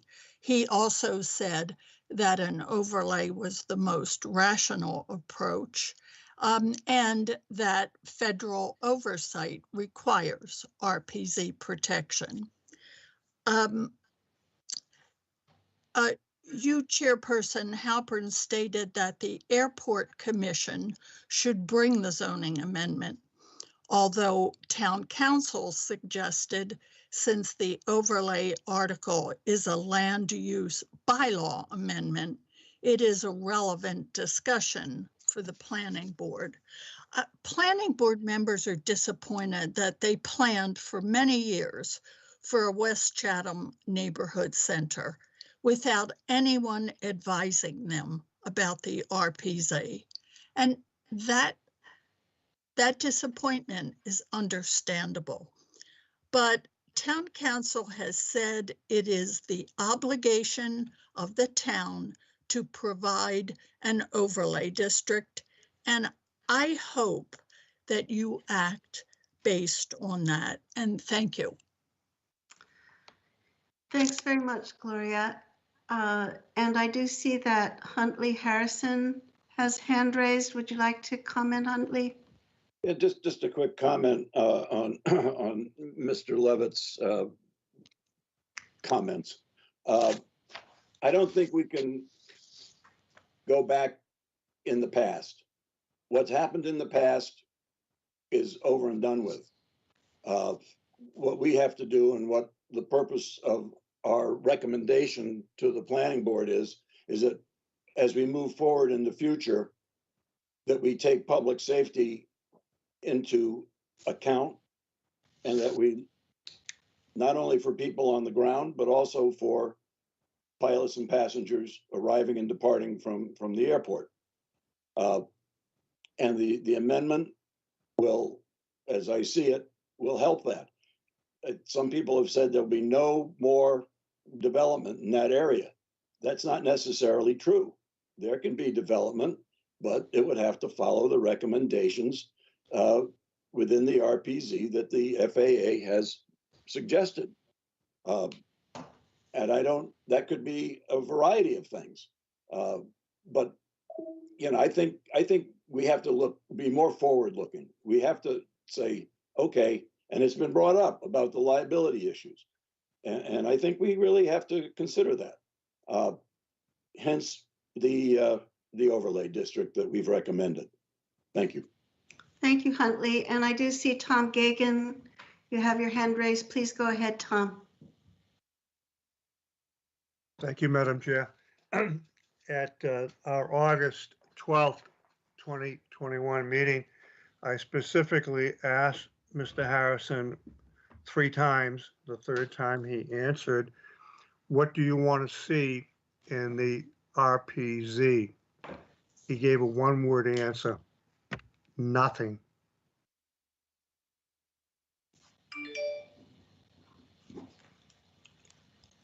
Is that your comment, Mr. Gagan? It is my comment. I refer to this, it's on tape. It's nothing I'm making up, but he was specifically asked by this member of the planning board to clarify what he wanted to see in the RPZ. Again, I repeat myself. He gave a one-word answer, nothing.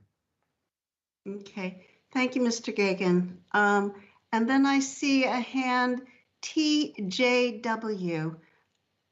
I don't know your name, if you would like to speak. TJW, is that Terry Whalen?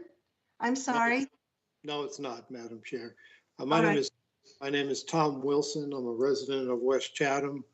All right, please go ahead. Thank you.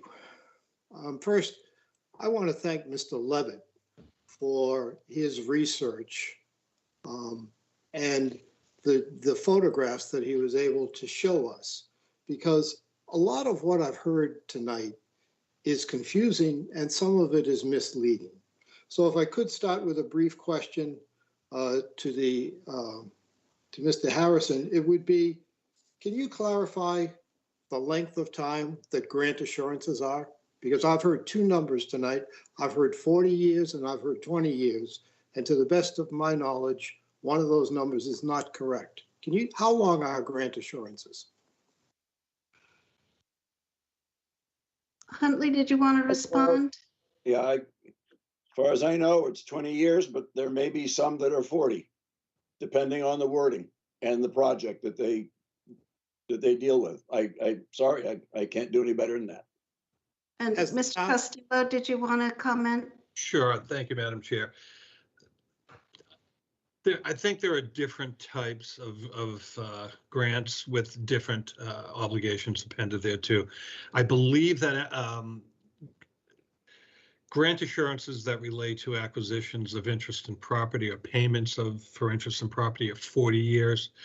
These particular ones are likely 20 years because they involve merely capital improvements to the airport property themselves. So it's 20-year grant assurances.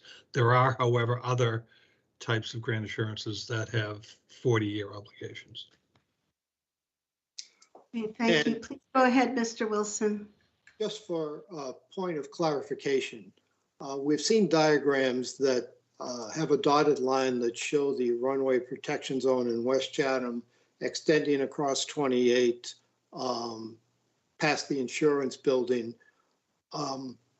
When we look at this overlay, if this overlay were approved, do the terms of the overlay apply to any other land in West Chatham other than what's inside that dotted line? This is Catherine. I think I can answer that question. The answer is no. The overlay just applies to the runway protection zone as defined with the dimensions and location defined in the proposed bylaw amendment. So a property like 1610 Main Street in West Chatham, if it were to be designated for affordable housing, that would be possible to be built there. Absolutely. There's no limitations. All right. So I'm confused as I sit and listen to this overall runway protection zone conversation, because we're 70 years after the airport was established. We see pictures that Mr. Levitt provided that show us historically that there was considerable opportunity for this town to protect the land at the end of the runways and not develop it. And for whatever reason, it did not do that. I've heard town council tonight talk about known hazards in runway protection zones, and we need to fulfill our duty and our responsibility. I've heard members of the planning board talk about the #1 statement by the FAA in terms of runway protection zones is public safety, and particularly safety of people and property on the ground. And yet when you look at what exists in Chatham today, you see multiple pieces of private property that are within a runway protection zone.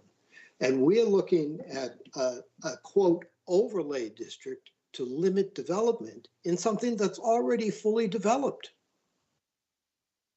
I'm confused here. If we have an obligation to protect public safety from known hazards, and we need to fulfill our duty,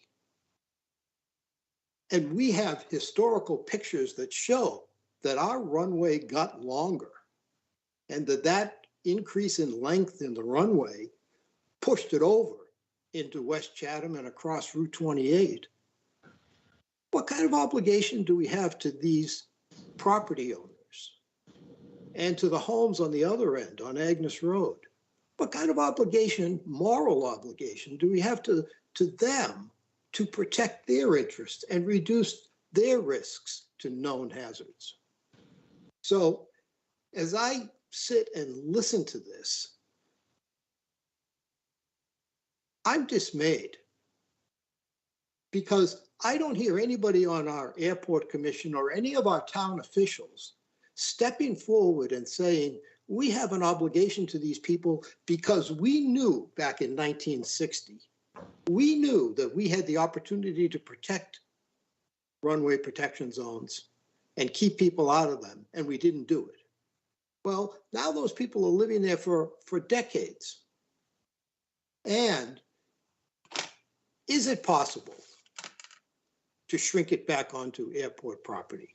That should be the #1 discussion, because then we make up for our failure to follow FAA guidance that's been there for decades.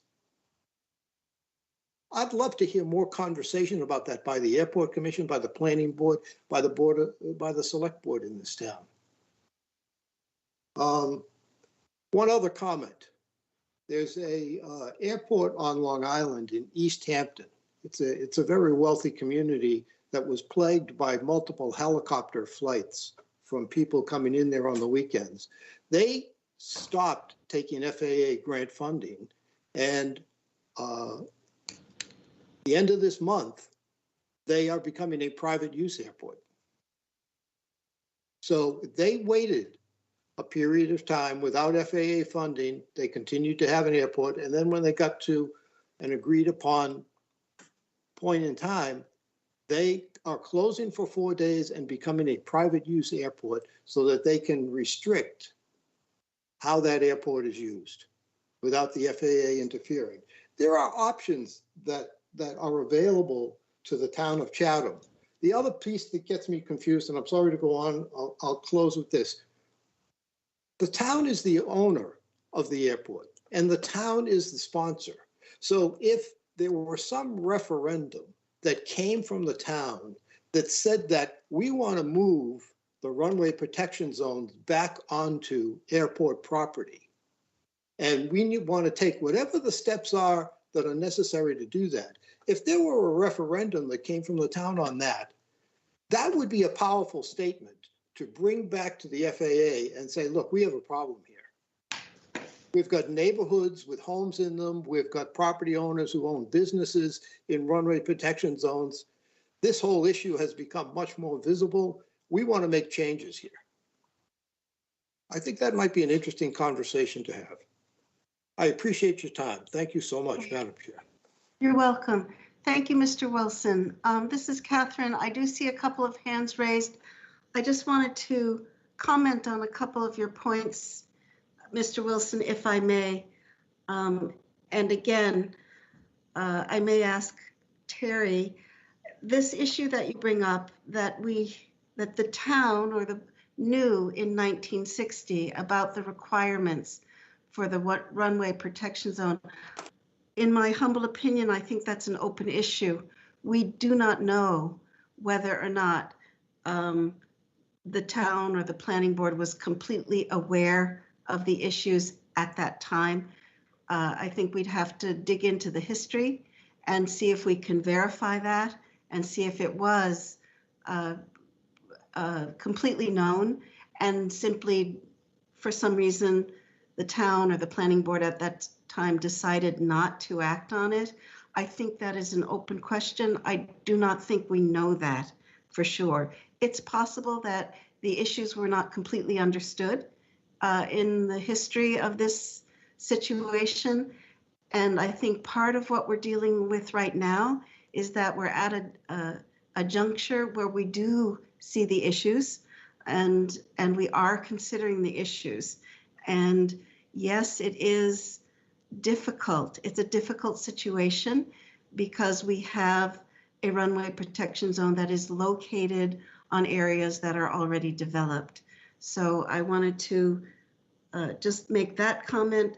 And then secondly, the issues come up now from a couple of people about reducing the length of the runway and therefore making it possible that the runway protection zones be located on airport-owned land. I think that's a technical question that does need to be referred to Matt Caron, the FAA consultant for the airport. As I have understood it, and I may be incorrect, but we will forward this question to Matt Caron, that would reduce the length of the runway to such an extent that it's not possible even for small aircraft to use. So it basically makes the airport not functional. But that's a technical question that I think we need to refer to an aviation expert. So we will do that.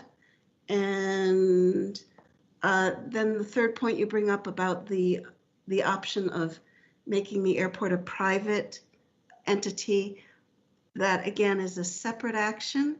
That would be, you know, as you suggest, some sort of town referendum. It's also a long-term process. And again, it's something that if this community is interested in that, it could be pursued, but it's outside of the scope of this discussion this evening, which is about the situation as it stands now, where the runway protection zone exists, where it exists now, and what is put before us is a proposed amendment to our zoning bylaw that would create an overlay district for that runway protection zone. So I do see also a couple of other hands raised. Bob Wirtschafter, would you like to comment? Well, thank you, Catherine. You actually answered or said most of what I was going to say, which was that that's a different matter. And if the public is interested in making a private airport, then they should put a resolution together, a bylaw, and we can vote out in a town meeting, just like we're voting on this one. We should limit ourselves to the discussion of this one. The other thing I want to point out is that all the blame does not go on the town and the planning board in terms of development. Everybody that built their house on an airport knew there was an airport there and could have figured out that planes were going to be going overhead. So I just don't get why all of a sudden it's the town's fault or it's the planning board's fault that this situation exists. Thank you. Thanks, Bob. And I do see Rick Levitt, your hand is raised. Could you please Go ahead, Rick. Thank you, Catherine. The comment was made that relocating the RPZ back onto airport property would be a danger to the people that fly in and out of that airport. The fact of the matter is the RPZ has always been previously on airport property. It was only extended into West Chatham, particularly into West Chatham, when the runway was extended.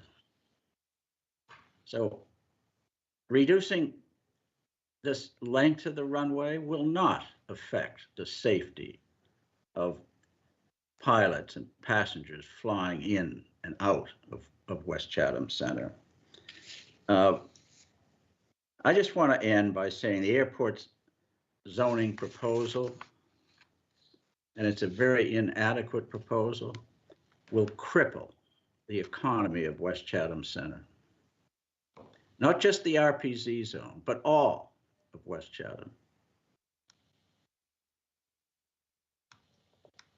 The planning board's work of conforming West Chatham zoning to Chatham's comprehensive plan is at risk. West Chatham cannot become a rejuvenated, vibrant center where people congregate safely with a frozen danger zone in its midst, where people are always at risk of injury and death. Thank you. Thank you, Rick. And I see Mike Galen has hand raised. Thank you, Madam Chair. I just want to thank the planning board for listening to us when we brought this proposal to them. We can't, as Huntley said, and we've talked about, we can't go backwards. We can't fix anything that was done prior to today. I won't speak to what was done right or wrong. All I can say is that we looked at FAA regulations, in this case concerning RPZs. They're very specific, and we brought them to the attention of town officials. The suggestion was, okay, you've brought us this information, bring it to us in the form of a zoning overlay, which we did, and we thank you for the consideration. Thank you, Mike. And Tom Gagan, your hand is up. Did you have more comments, or was your hand still raised from before? Let me be kind and lower my hand. Okay, thank you, Tom. Let me just see if there's any more hands raised. I don't see any others. I did just want to mention in your packets, there was a good bit of correspondence and information. Oh, I do see Nicole Stern. Would you like to speak? Yes, thank you, Catherine. You're welcome. I've been listening very carefully, and the one thing that I haven't heard is, and someone did mention, we can't go back to what was, and I don't think we should be blaming people in the past. They're not here anyway. It's not you, Catherine. As far as one of the comments about people knew that they were moving near an airport, I don't disagree with that. However, if FAA had been followed, that they discourage zoning, residential zoning around an airport, those people wouldn't have been able to move near an airport. So I think we all have to take a little responsibility. It's not all about the people that are living around the airport.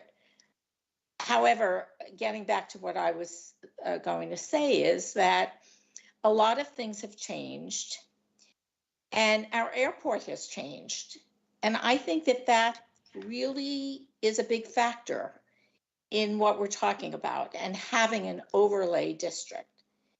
We had a smaller airport, it's grown, and now it's grown to the point where we're going to have straight in we're going to have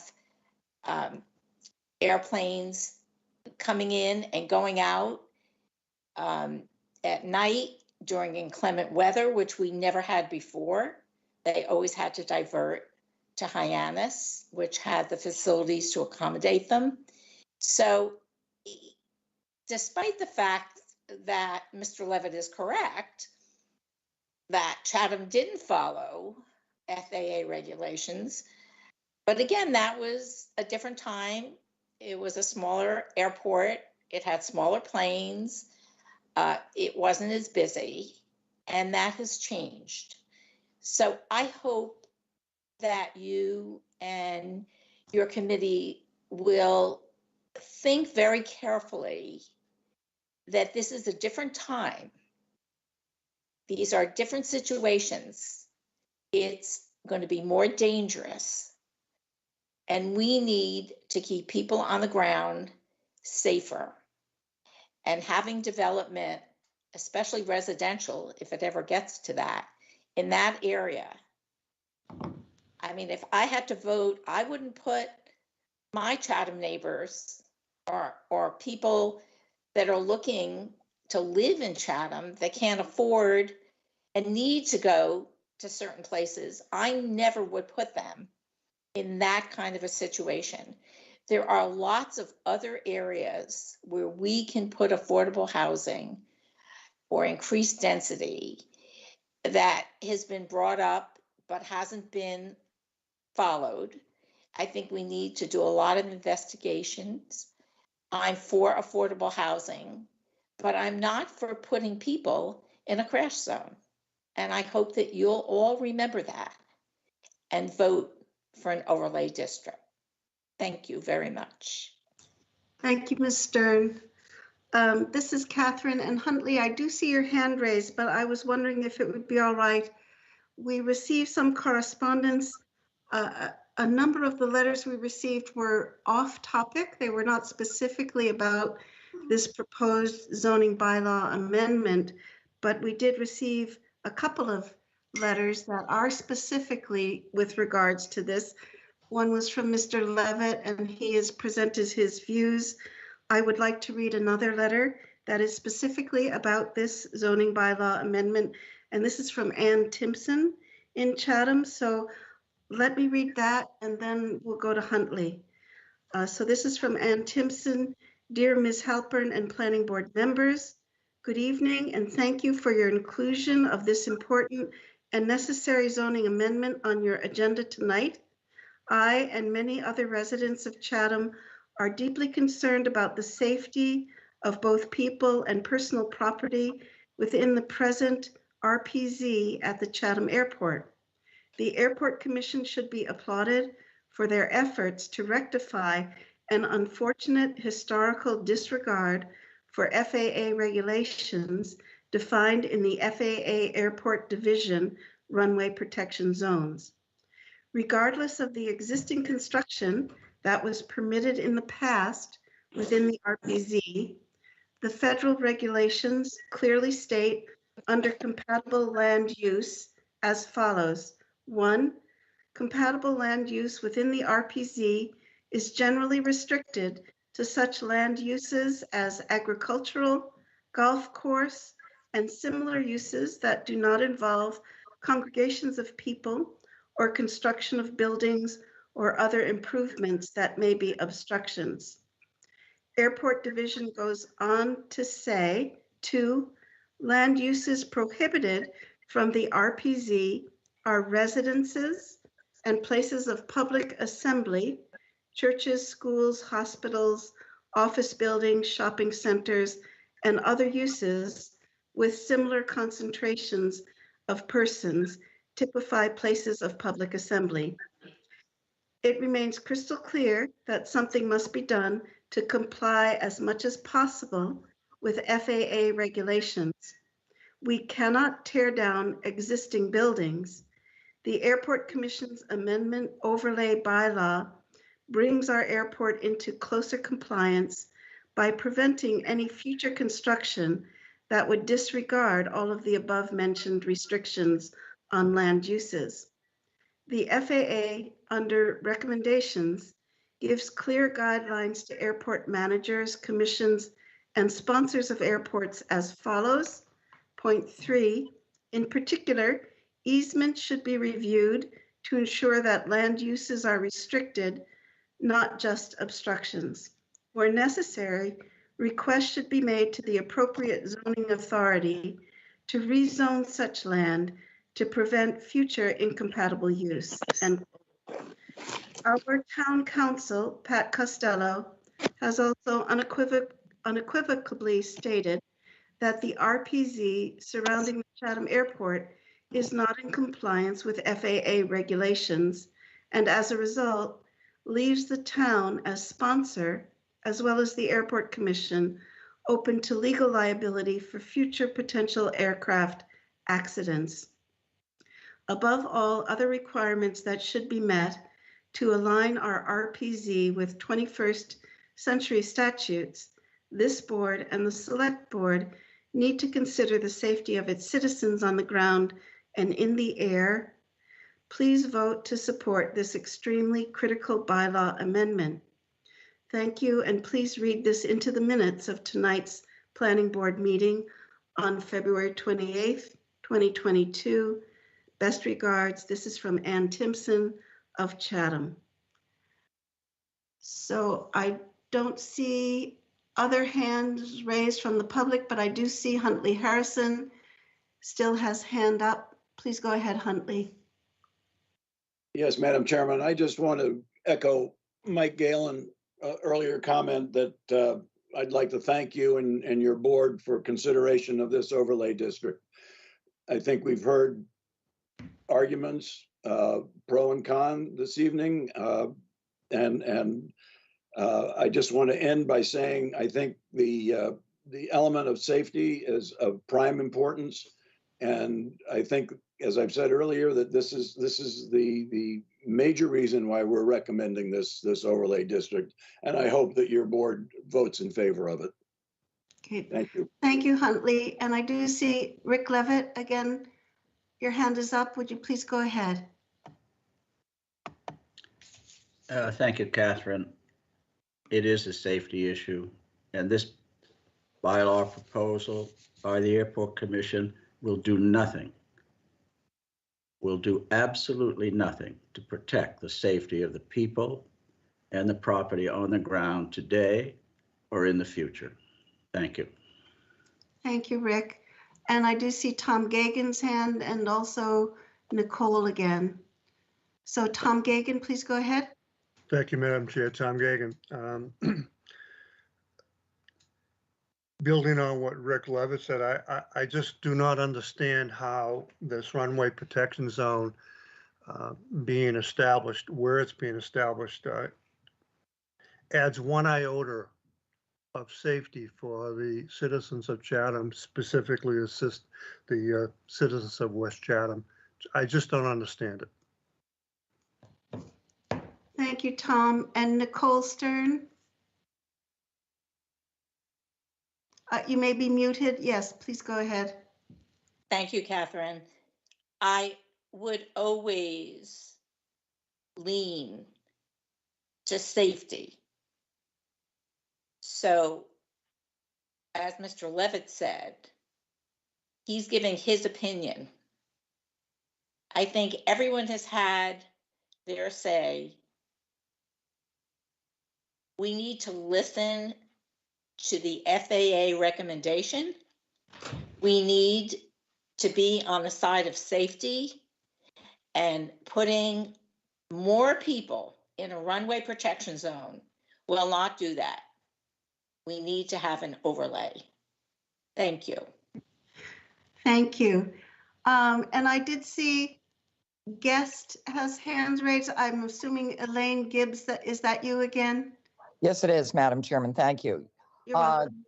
Just in response to a couple of previous speakers who don't seem to understand about safety on the ground, when the proposed bylaw amendment that you folks are considering could add anywhere from 20 to 32 bedrooms per acre, that is an increase in density that's within the runway protection zone, because that's 8 acres of land.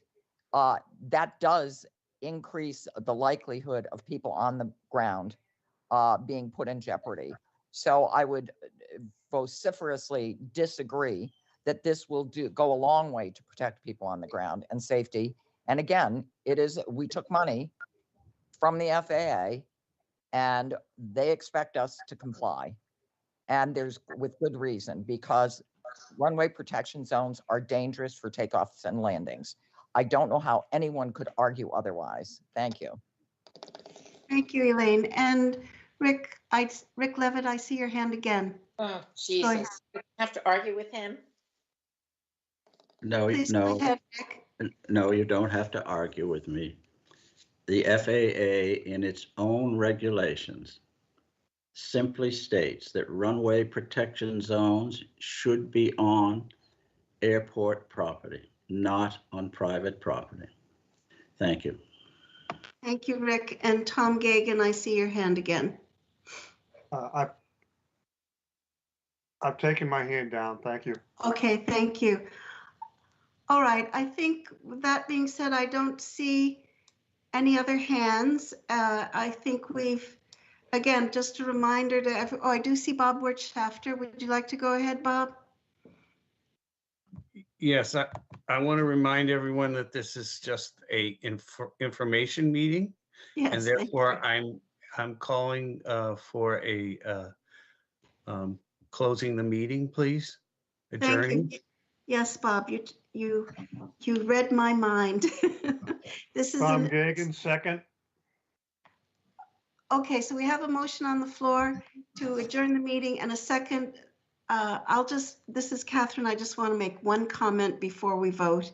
And that is just to reiterate, this is an information meeting. We will have the public hearing about this proposed zoning bylaw amendment on March 14th.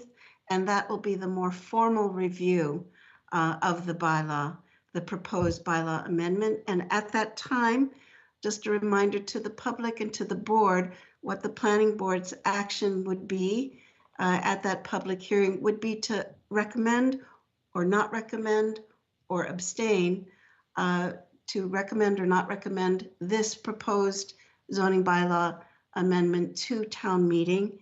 And then it goes back to the Board of Selectmen. So just a reminder of where we are in the process. We have a motion to adjourn the meeting and a second to that motion. So I'll go through with our roll call vote, if that's all right with everyone. So Art Spru. Art Spru, approve. Tom Gagan. Approve. Bob Wirtschafter. Bob Wirtschafter, approve. Roger Griffin. Roger Griffin approves. And this is Catherine Halpern. I also approve that we adjourn the meeting. Let's note the time as 7:33 p.m. Thank you, everybody, for participating. We appreciate all the comments and information, and please enjoy the rest of the evening.